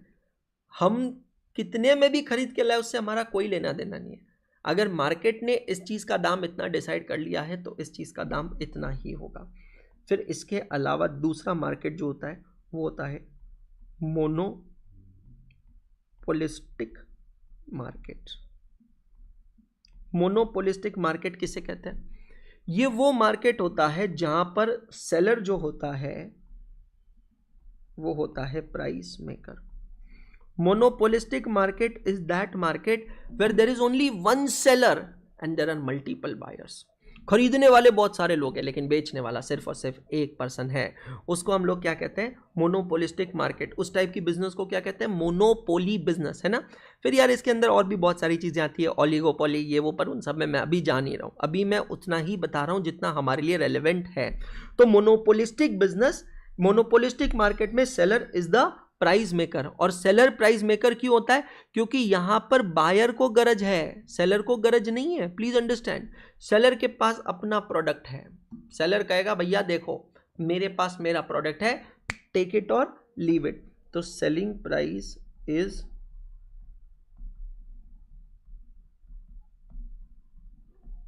Determined by seller. समझ रहे हो? Selling price is determined seller. Antique items ले लो, मोनोपोलिस्टिक का क्लासिक एग्जांपल है एंटीक आइटम्स। पुराने जमाने की जो चीजें हैं वो मोनोपोलिस्टिक। अब एक चीज समझना, मैक्सिमम जो बिजनेसेस होते हैं ना आज की दुनिया में, maximum businesses perfectly competitive business है। अब बेटा परफेक्टली कॉम्पिटिटिव बिजनेस में सेलिंग प्राइस जैसे कि मैंने कहा आपके हाथ में नहीं, आपके कंट्रोल में नहीं है। और मेरे बिजनेस का, ओवरऑल बिजनेस का अल्टीमेट ऑब्जेक्टिव क्या है? कि मुझे प्रॉफिट को बढ़ाना है। और मुझे पता है कि प्रॉफिट का और कॉस्ट का कैसा रिलेशनशिप होता है, इनवर्स रिलेशनशिप होता है। तो मैं करूं तो करूं क्या? तो मेरा पूरा फोकस आना चाहिए कॉस्ट प्राइस पे, मतलब कॉस्ट पे। और जहां कॉस्ट पे फोकस आएगा ये तीन ऑब्जेक्टिव्स आएंगे। पहला ऑब्जेक्टिव है कॉस्ट का पता लगाओ। भाई मैं धंधा करूंगा या नहीं करूंगा वो मैं ऐसे ही तो डिसाइड करूंगा। अगर मुझे पता चल रहा है कि मेरी जो कॉस्ट प्राइस है it is more than my selling price, selling price मैं डिसाइड नहीं कर रहा हूं, मार्केट डिसाइड कर रहा है, लेकिन जो मैं बना रहा हूं वो बेचना, जितने में बेचना है उससे ज़्यादा है, तो भाई मैं बनाऊंगा ही नहीं ना। किसी को अपने जेब से पैसा खर्चा करने में थोड़ी शौक आ रहा है। तो पहले मैं क्या करूंगा? कॉस्ट पता लगाऊंगा, फिर वो कॉस्ट को रिड्यूस करूंगा, और फिर वो जो कॉस्ट मैंने रिड्यूस कर ली है ना, उस कॉस्ट को मैं क्या करने वाला हूं बेटा जी, मैं बाद में उसको कंट्रोल करके रखूंगा। कंट्रोल कैसे करके रखूंगा? उसके अलग अलग तरीके होते हैं, अलग अलग उसके टूल्स होते हैं। जैसे कि हम यहाँ पर एग्जाम्पल लेते हैं मेक माई ट्रिप का। अब मेक माई ट्रिप क्या है? एक ट्रैवल एजेंट है। ये जो ट्रैवल एजेंट है ये अलग अलग हॉलीडे पैकेजेस देता है, होटल की बुकिंग्स देता है, फ्लाइट की बुकिंग्स आपको देता है। अब समझना, सपोज करो मेक माई ट्रिप ने अनाउंस किया है कि गोवा का हॉलीडे पैकेज है 3 नाइट 4 डेज का, 2 लोगों का, तो 25,000 रुपये पर पर्सन उसकी एक सेलिंग प्राइस उसने बना दी है। अब ये जो टूरिस्ट है ये तो किसी भी डेट पे जा सकता है, ऑब्वियसली बुकिंग करोगे जब आप डेट सेलेक्ट करोगे, पर मेक माई ट्रिप को तो आपको अभी से कोटेशन देना पड़ता है, और वो भी सेकंड्स में। कभी आप वेबसाइट पे ऐप पे जाकर देखो, ऐसे सेकंड्स में देते हैं। वो ये कोटेशंस कैसे देते हैं, क्योंकि मेक माई ट्रिप क्या करता है, अलग अलग होटल्स के साथ एक एग्रीमेंट करके रखता है। मैं कॉस्ट कंट्रोल का एक क्लासिक एग्जाम्पल बता रहा हूँ, एक एग्रीमेंट करके रखता है। अब इमेजिन कीजिए एक होटल है जिसमें 20 कमरे हैं, तो उस होटल की टोटल इन्वेंट्री पता है कितनी होगी? उसको पता है कि मेरे पास 20 कमरे हैं और एक साल में 365 दिन होते हैं, 365 डेज होते हैं। तो मेरी टोटल इन्वेंट्री है, मुझे क्या करना है, होटल के पर्सपेक्टिव से सोचना, होटल की टोटल इन्वेंट्री होगी 7300 रूम डेज या रूम नाइट्स कहते हैं। मतलब वो होटल वाला क्या चाहेगा, कोई भी होटल वाला, अगर आप ओनर है होटल के, तो आप क्या चाहेंगे कि मेरी जो होटल के 20 कमरे हैं वो पूरी तरह ऑक्यूपाइड रहे। उसको कहते हैं ऑक्यूपेंसी। क्या कहते हैं बेटा जी? ऑक्यूपेंसी। तो मैं एज अ होटल ओनर यही तो चाहूंगा कि मेरी होटल 100% ऑक्यूपाइड रहे, मतलब पूरे साल के 365 दिन मेरे पूरे 20 कमरे फुल हो जाए, मतलब मुझे 7300 रूम नाइट्स का या रूम डेज का पैसा मिले, बराबर है। तो होटल वाले इसको कैसे फिल करते हैं समझना। होटल वाले साल के शुरुआत में ही अपना बजट बना लेते हैं। अच्छा, मेरे पास 7300 रूम नाइट्स है। अब उनको पता है सिर्फ आप टूरिज्म पे, वॉक इन कस्टमर पे तो डिपेंडेंट नहीं हो सकते। Are you getting my point? Can you do business just by depending on the walk-in customers? The answer to this question is a very big no. No, you cannot do that. Absolutely not possible. सिर्फ walk-in customer के basis पे तो नहीं हो सकता। तो sir फिर ये कैसे होगा? तो फिर हम इसको किस बेसिस पे करेंगे? ये होटल्स पहले से ही ना कॉन्ट्रैक्ट करके रखती है, कुछ कंपनीज के साथ, कॉर्पोरेट क्लाइंट के साथ कॉन्ट्रैक्ट कर लेती है। यहाँ पे कंपनी वाले कहते हैं कि हमारे यहाँ पे लोग आते रहते हैं साल भर में, तो हम आपकी होटल में ठहराएंगे। तो होटल उनको क्या कहती है कि ठीक है, हम आपको इतने इतने रूम डेज बेच देते हैं कंसेशनल प्राइस पे। एक प्राइस पहले ही डिसाइड हो जाता है, फिर चाहे पीक सीजन हो, ऑफ सीजन हो, प्राइस चेंज नहीं होता है। रूम का टैरिफ सेम चार्ज होता है, कंपनी को सेम चार्जेस लगता है, दोनों के लिए बेनिफिट है। होटल के लिए क्या बेनिफिट है कि चलो 7300 रूम नाइट्स में से 1000 रूम नाइट्स तो हमारी बिकी, चाहे अब लोग आकर रहे ना रहे, हमें 1000 नाइट्स का पैसा मिलेगा। ये क्लियर हो गया? होटल वाले एग्रीमेंट करते हैं ट्रैवल एजेंट्स के साथ, जैसे कि मेक माई ट्रिप है, GoIbibo है, Yatra.com है ना, Agoda.com है। ये जो जितनी भी होटल एजेंट्स होते हैं, इन लोगों के साथ एग्रीमेंट किए जाते हैं। उनसे कहा जाता है कि आप अपनी वेबसाइट पे हमारे प्रोडक्ट्स बेचें, हमारी होटल को बेचें। तो मेक माई ट्रिप अगर क्या करता है, जो बेस्ट सेलिंग होटल्स होती है ना, जो उनको पता है बिकनी है, वो बेस्ट सेलिंग होटल्स के एडवांस में रूम नाइट्स परचेस करके रख लेता है। तो काफी बार आप देखना, आपको ऐसी सिचुएशन दिखेगी जहां पर सपोज एक एग्जांपल लो, आप वाराणसी के ताज होटल में जाना चाहते हो। ताज गेंजेस होटल है वाराणसी में, बहुत फेमस है, ठीक है। तो अब अगर किसी एक पर्टिकुलर डेट का ताज होटल की वेबसाइट पे जाकर ताज गेंजेस वाराणसी का पर रूम नाइट चेक करेंगे, टैरिफ चेक करेंगे, तो आपको अलग मिलेगा। और उसी होटल का उसी डेट का अगर आप मेक माई ट्रिप पे चेक करेंगे तो आपको अलग रेट मिलेगा। अच्छा, अलग में भी एक चीज बताऊं, काफी बार ऐसा होगा कि आपको मेक माई ट्रिप पे सस्ता मिलेगा as compare to direct booking. हम लोग नॉर्मल कस्टमर क्या करते हैं, आप भी कस्टमर है, मैं भी कस्टमर हूं, हम लोग क्या करेंगे, ऐसी सिचुएशन में फोन उठाएंगे, होटल को फोन लगाएंगे और पूछेंगे, हेलो अरे यार भैया, आपका यहाँ पर ना 14,000 रुपये एक रात का दिख रहा है, और मैं मेक माई ट्रिप पे चेक कर रहा था, वहाँ पे 11,000 रुपये दिख रहा है। तो यार ये डिफरेंस क्या है, क्यों ऐसा, हमें ऐसा क्यों लगता है? क्योंकि हम एज अ कस्टमर ये बिलीव नहीं कर पाते कि यार होटल वही, रूम वही, डेट वही, मेक माई ट्रिप पे सस्ता और डायरेक्ट होटल में महंगा। तो हमें लगता है कहीं कोई फ्रॉड तो नहीं है, तो हम होटल में फ़ोन करके रिकन्फर्म करते हैं, हेलो ये ऐसा कैसे? तो फिर होटल वाला आपको साफ जवाब देता है, मेक माई ट्रिप वाला आपको वो रेट लगा रहा है जो वो दे रहा है, हम आपको वो रेट लगा रहे हैं जो हमारे पास अभी डायरेक्ट सेल के लिए रेट अवेलेबल है। आप कहीं से भी बुकिंग करें, कोई प्रॉब्लम नहीं है। आपको मेक माई ट्रिप से बुक करना है, आप मेक माई ट्रिप से बुक करें, हमको डायरेक्ट हमसे बुक करना है, डायरेक्ट हमसे बुक करें, सर्विस वही मिलेगी, फैसिलिटी वही मिलेगी। डिफरेंस क्या है? मेक माई ट्रिप वाला सस्ता क्यों दे रहा है? क्योंकि हो सकता है मेक माई ट्रिप वाले को वो कमरा ताज होटल गेंजेस वाराणसी से सस्ते में मिला हो, और वही कमरा आप डायरेक्ट होटल से लोगे तो आपको महंगे में मिलेगा। तो कोई भी होटल अपने लिए इस तरीके से प्लानिंग करके रखता है, और कोई भी ट्रैवल एजेंट भी अपने लिए ऐसी ही प्लानिंग करता है। आप पॉइंट समझ रहे हैं? तो कॉस्ट रिडक्शन कैसे किया जाता है, इस तरीके के कुछ एग्रीमेंट्स होते हैं। तो कॉस्ट अकाउंटिंग के 3 मेन ऑब्जेक्टिव्स क्या हो गए? cost ascertainment of a cost object, cost reduction, cost control. What is the meaning of cost object? Cost object means the product or service for which the cost can be ascertained separately. आपको मेरी आज की पूरी conversation से, discussion से एक चीज तो समझ में आ गई होगी कि थ्योरी के लिए अलग से समय निकालने की जरूरत नहीं है. आप तो सिर्फ यहां पर बैठ जाओ, इस लेक्चर को देख लो, हर एक लेक्चर को इसी तरीके से देख लो, समझ लो, पढ़ लो, थ्योरी की प्रिपरेशन ऑटोमेटिकली हो जाएगी. आप समझ रहे हैं मेरी बात जो मैं कहना चाह रहा हूं? Are you getting my point जो मैं आपसे कहना चाह रहा हूं? समझ में आ रहा है? अब हम आते हैं सेकंड ब्रांच पे, मैनेजमेंट अकाउंटिंग. ये तो हो गया brief about cost accounting. Now what is the meaning of management accounting? Management accounting is that branch of accounting which deals with preparation of MIS reports. सबसे पहले अलग अलग शब्दों को यहां पर ब्रेक करते हैं. ठीक है, अलग अलग शब्दों को ब्रेक करते हैं. तो सबसे पहले समझते हैं मैनेजमेंट किसे कहते हैं, फिर MIS किसे कहते हैं, और फिर बाद में हम इस चीज को समझते हैं कि मैनेजमेंट करता क्या है. तो सबसे पहले ये वाले डायग्राम को देखना. इस वाली डायग्राम को हम लोग कहते हैं 3 टियर मैनेजमेंट. क्या कहते हैं बेटा जी? 3 टियर मैनेजमेंट. टियर का मतलब क्या होता है? लेवल. तो जो बड़ी ऑर्गेनाइजेशंस होती है, वो बड़ी ऑर्गेनाइजेशंस कैसे चलती है, कैसे मैनेज होती है? वहां पर 3 लेयर्स होती है मैनेजमेंट की. सबसे ऊपर वाली जो लेवल होता है, आप देखिए ऐसा ट्रायंगल होता है. ट्रायंगल डिपिक्ट करता है नंबर ऑफ पीपल. सबसे नीचे वाले लेवल में सबसे ज्यादा लोग, उससे ऊपर वाले लेवल में थोड़े कम लोग, और सबसे ऊपर बैठे हैं बहुत थोड़े से लोग. ये जो बहुत थोड़े से लोग होते हैं ना, उसको कहते हैं टॉप लेवल या एग्जीक्यूटिव लेवल. ये वो लेवल होता है जो कंपनी के लिए डिसीजन मेकिंग करता है. ये वो लेवल होता है जो कंपनी के लिए पॉलिसी बनाता है. इनको कहते हैं पॉलिसी मेकर्स. ये वो लेवल होता है जहां पर बैठे हैं कंपनी के CEO, CFO, जहां पर बैठा है कंपनी का बोर्ड ऑफ डायरेक्टर, जहां पे कंपनी के बैठे हैं director, secretary, chairman, all those people. ये जो ऊपर होते हैं ना, जिनका काम है डिसीजन लेना, कंपनी के लिए पॉलिसीज बनाना. भाई कौन सा प्रोडक्ट आएगा, कितने का प्रोडक्ट आएगा, फीचर्स क्या होंगे, ऑफर्स कैसी बनेगी, ये सब लोग हैं पॉलिसी मेकर्स. टॉप लेवल और एग्जीक्यूटिव लेवल.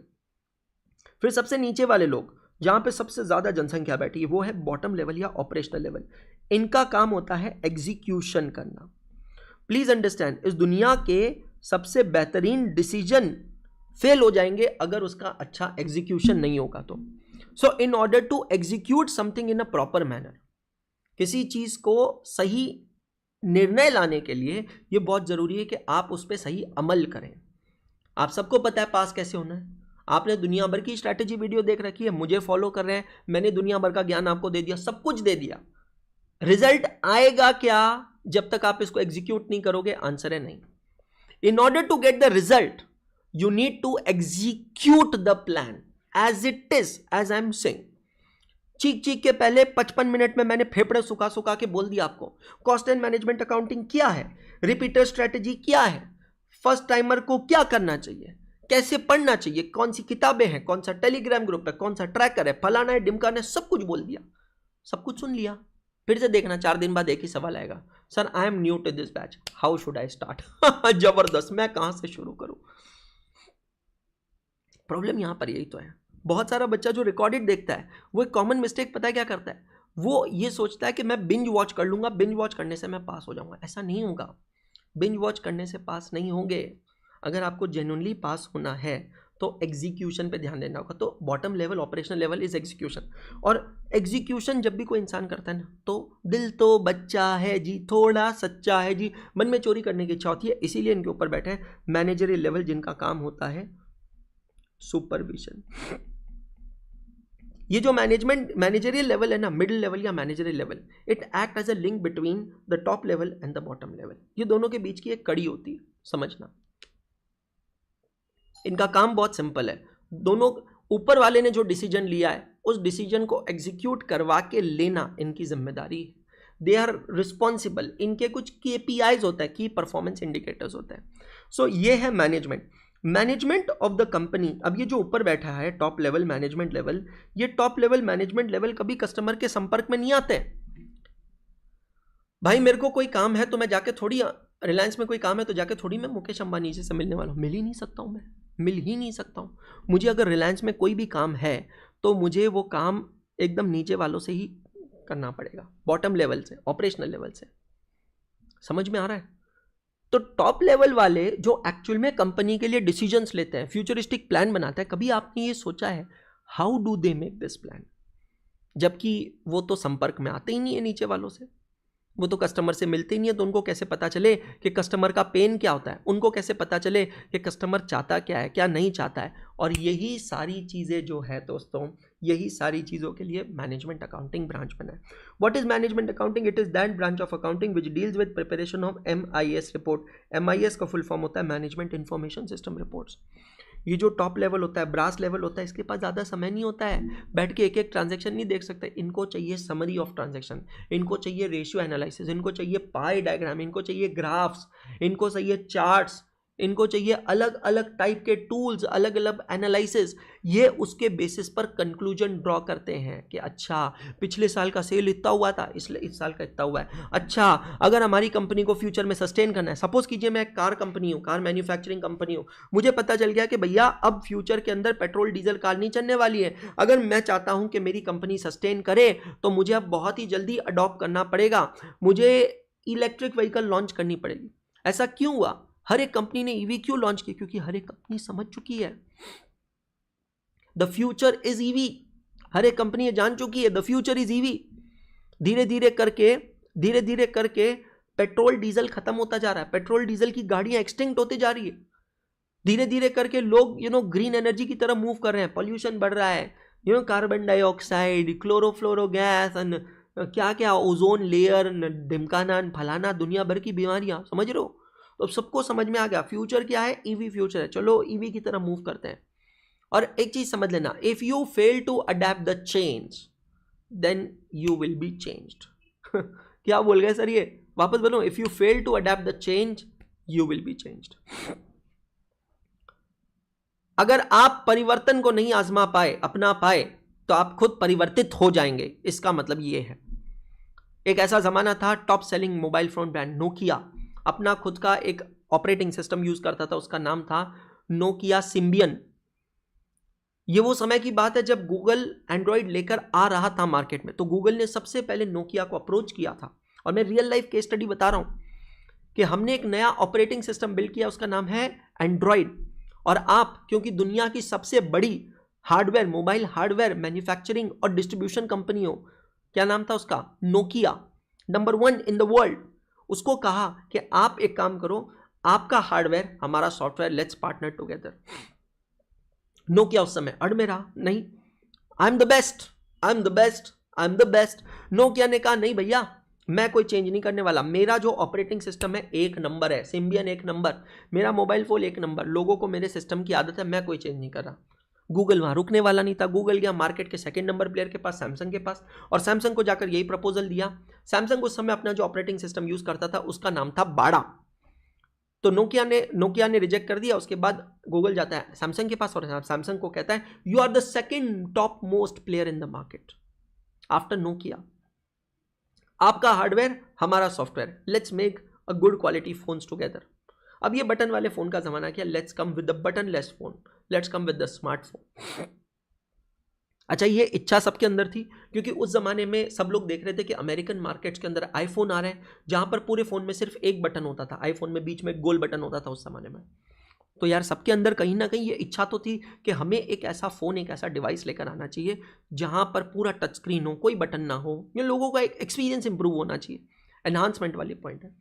सैमसंग ने अपनी अड़ नहीं दिखाई और सैमसंग ने गूगल की बात मान ली।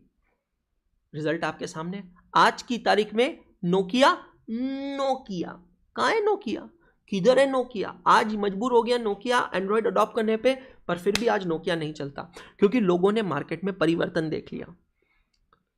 जब सैमसंग ने एंड्रॉइड को अडॉप्ट किया तो लोगों ने देखा कि मार्केट में अब जो ये नई चीज आई है वो नोकिया से काफी बेहतर है। People started shifting from Nokia to Samsung. एक ऐसा पॉइंट आया, Nokia lost is entire market share, entire customer base, and Samsung has get the entire market share.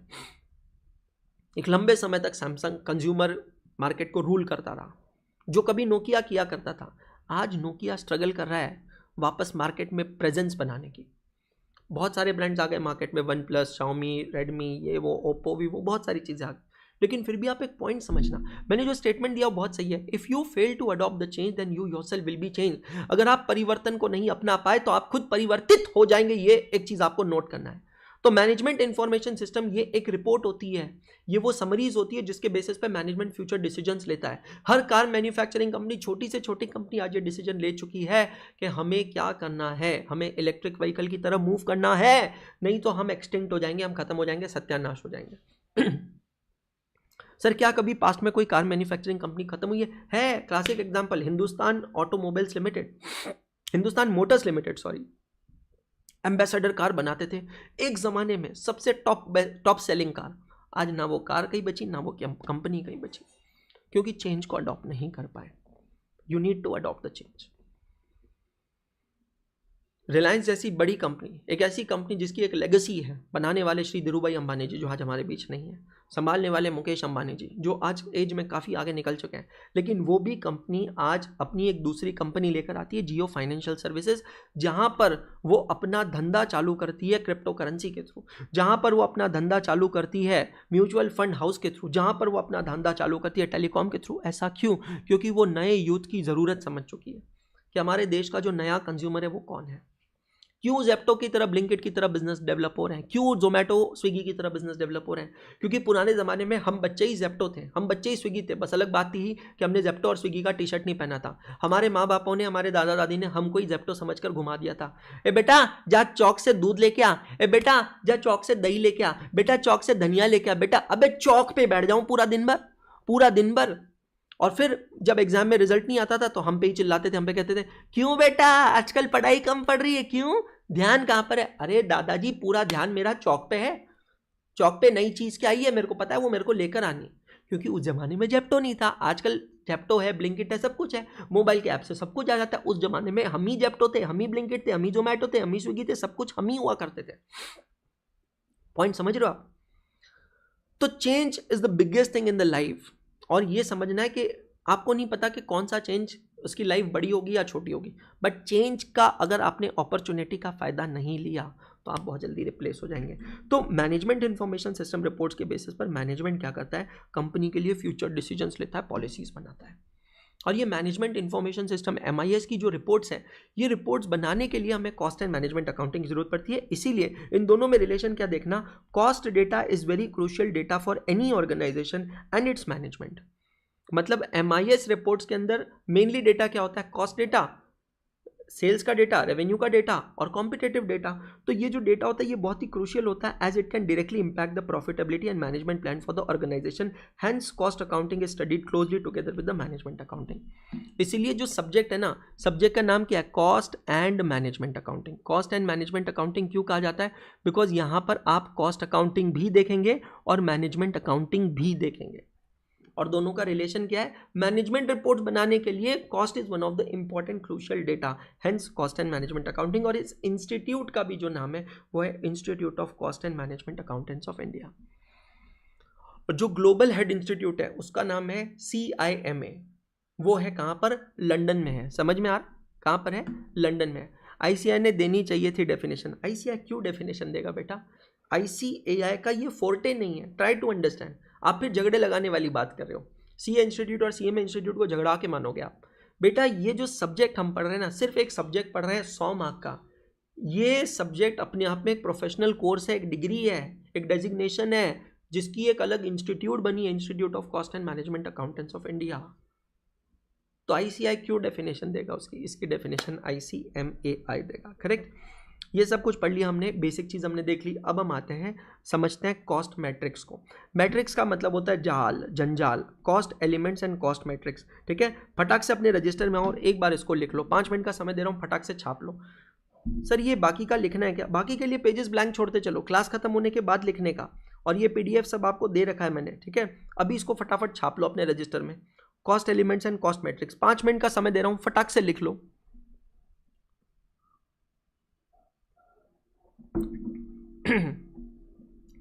Cost elements and cost matrix, 5 minutes.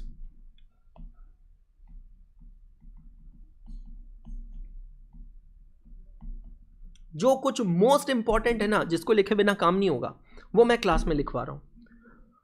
और जो बहुत ज़्यादा important नहीं है, मतलब इंपॉर्टेंट है बट अभी के लिए इमीडिएट के लिए बहुत ज़्यादा इंपॉर्टेंट नहीं है, उसको मैं आपको कह रहा हूं कि आप उसे क्या कर लीजिएगा, क्लास के बाद लिख लीजिएगा।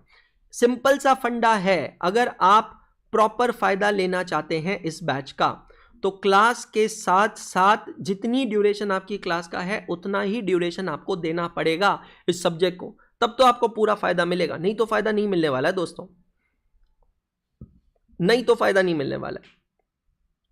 Cost elements and cost matrix basics साथ साथ में करते चल रहे हैं, कुछ कुछ डेफिनेशंस बताते जा रहा हूं। कॉस्ट ऑब्जेक्ट की डेफिनेशन बताई, इट इज द प्रोडक्ट और service for which the cost is to be ascertained separately.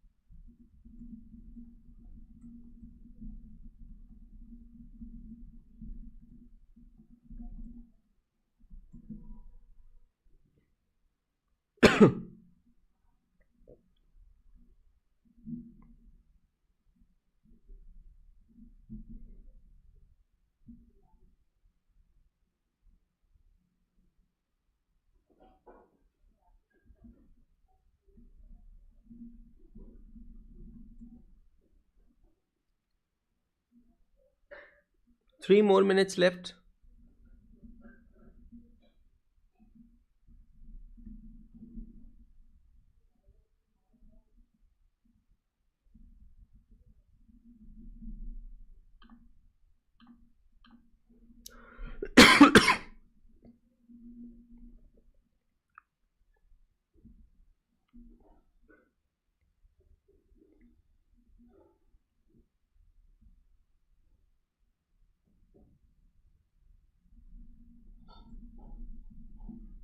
Two more minutes left.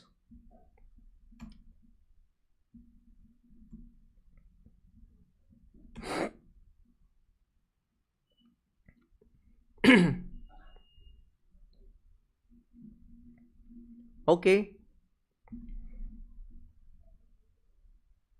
यहीं तक लिखना है।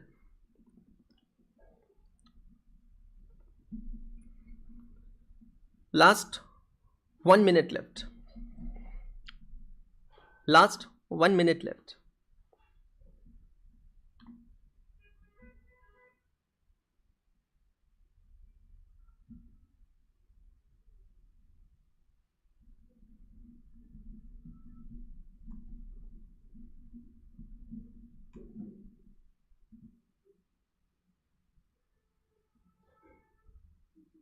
Very good, Karishma.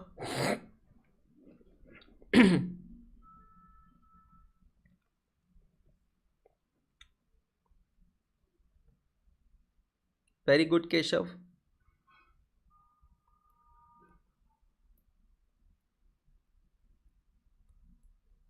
Very good, Soumya. Very good.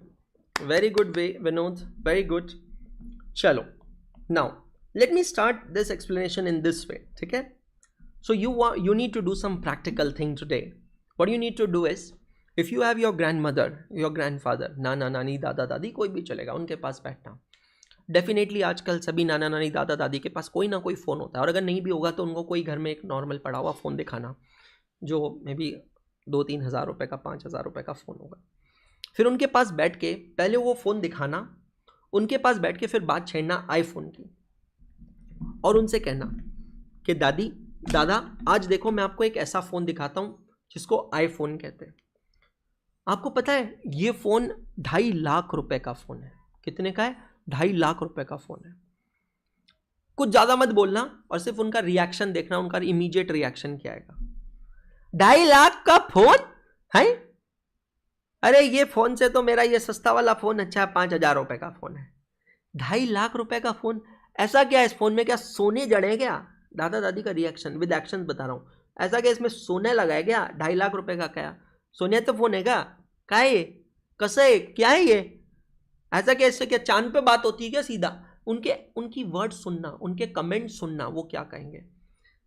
इतना महंगा फोन क्यों है, वो आपसे जस्टिफिकेशन मांगेंगे। आपको वो कहेंगे अरे फोन आता तो इस पे भी है, फोन आता तो इस पे भी है, ये 5,000 रुपए का, ये 2.5 लाख का है, फोन मैं करती इससे भी हूं, फोन करती मैं इससे भी हूं, ये सब इतना है, फिर ये इतना महंगा क्यों? अब यहां पर पॉइंट समझना, एक नॉर्मल इंसान, मतलब आज से पहले, ये सब्जेक्ट पढ़ने से पहले आप सब भी नॉर्मल इंसान है buddies, you are no more normal इंसान now, you are my student, you are the task students. आज से चेंज पता है क्या होगा, समझना। आज से पहले तक और आज में डिफरेंस ये होगा कि आज से पहले तक एक आम आदमी ना किसी भी चीज की कॉस्ट निकालते समय सिर्फ एक ही कॉस्ट को फोकस में रखता है, और वो है सिर्फ और सिर्फ मटेरियल कॉस्ट। उसके लिए बाकी कोई कॉस्ट मायने ही नहीं रखती है। उसको क्या लगता है, बाकी सारी कॉस्ट फालतू है। अगर कोई भी प्रोडक्ट लेना है, कोई भी सर्विस लेनी है, तो उसकी सिर्फ और सिर्फ एक कॉस्ट होती है, और वो कॉस्ट कौन सी कॉस्ट है? Material cost. खल्लास, खत्म, संपला, खत्म। अरे मार्केट में जाकर एक भेलपूरी भी खाते हो, एक पिज़्ज़ा भी खाते हो, उसकी इतनी कॉस्ट है। अपने नाना नानी को, अगेन मैं नाना नानी क्यों कह रहा हूँ, क्योंकि उनका ज़माना अलग था। ट्रस्ट मी, अगर आपको आज के ज़माने और उनके ज़माने को कंपेयर करना, नाना नानी इज क्लासिकल एग्जाम्पल। उनको एक बार लेकर जाओ मैकडोनल्ड में और एक बर्गर खिलाओ, और वो एक बर्गर जो 200-250 रुपये का आएगा, 150 रुपये का आएगा, वो खिलाओ, उनका कमेंट देखो, अबे ये इसमें है क्या? एक आलू की टिकिया है जो 10 रुपए की होगी ज़्यादा से ज़्यादा, और एक ये बन दिया हुआ है, बन का बीच में से टुकड़ा किया है, ये बन कितने का होगा? 4-5 रुपए का बन होगा। ये थोड़ी सी उसमें पत्ता गोभी डाल दी, ये एक टमाटर का टुकड़ा डाल दिया, ये ककड़ी डाल दिया, 250 रुपए का ये तुम किसको बर्गर बर्गर कह रहे हो? ये तो हमारे वड़ा पाव की तरह है, वड़ा पाव है ये बन नहीं है, ये बर्गर नहीं है, ये वड़ा पाव है। 15 रुपए का मिलना चाहिए, 250 कसले दिले रे बाबा, 250 रुपये कसले दिले, किस चीज के दिए 250 रुपये? ये तुरंत उनका आंसर आएगा, बिकॉज कस्टमरीली हम सभी लोग क्या करते हैं, कस्टमरीली हम सब लोग क्या करते हैं, किसी भी चीज की कॉस्ट को सिर्फ मटेरियल कॉस्ट से जोड़ते हैं। हमारे लिए कॉस्ट का मतलब एक ही चीज है, मटेरियल कॉस्ट, कितने का सामान लगा। मटेरियल मतलब क्या?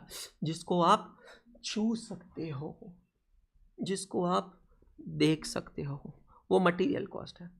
Something which you can feel, something which you can touch, उसको कहते हैं मटेरियल कॉस्ट।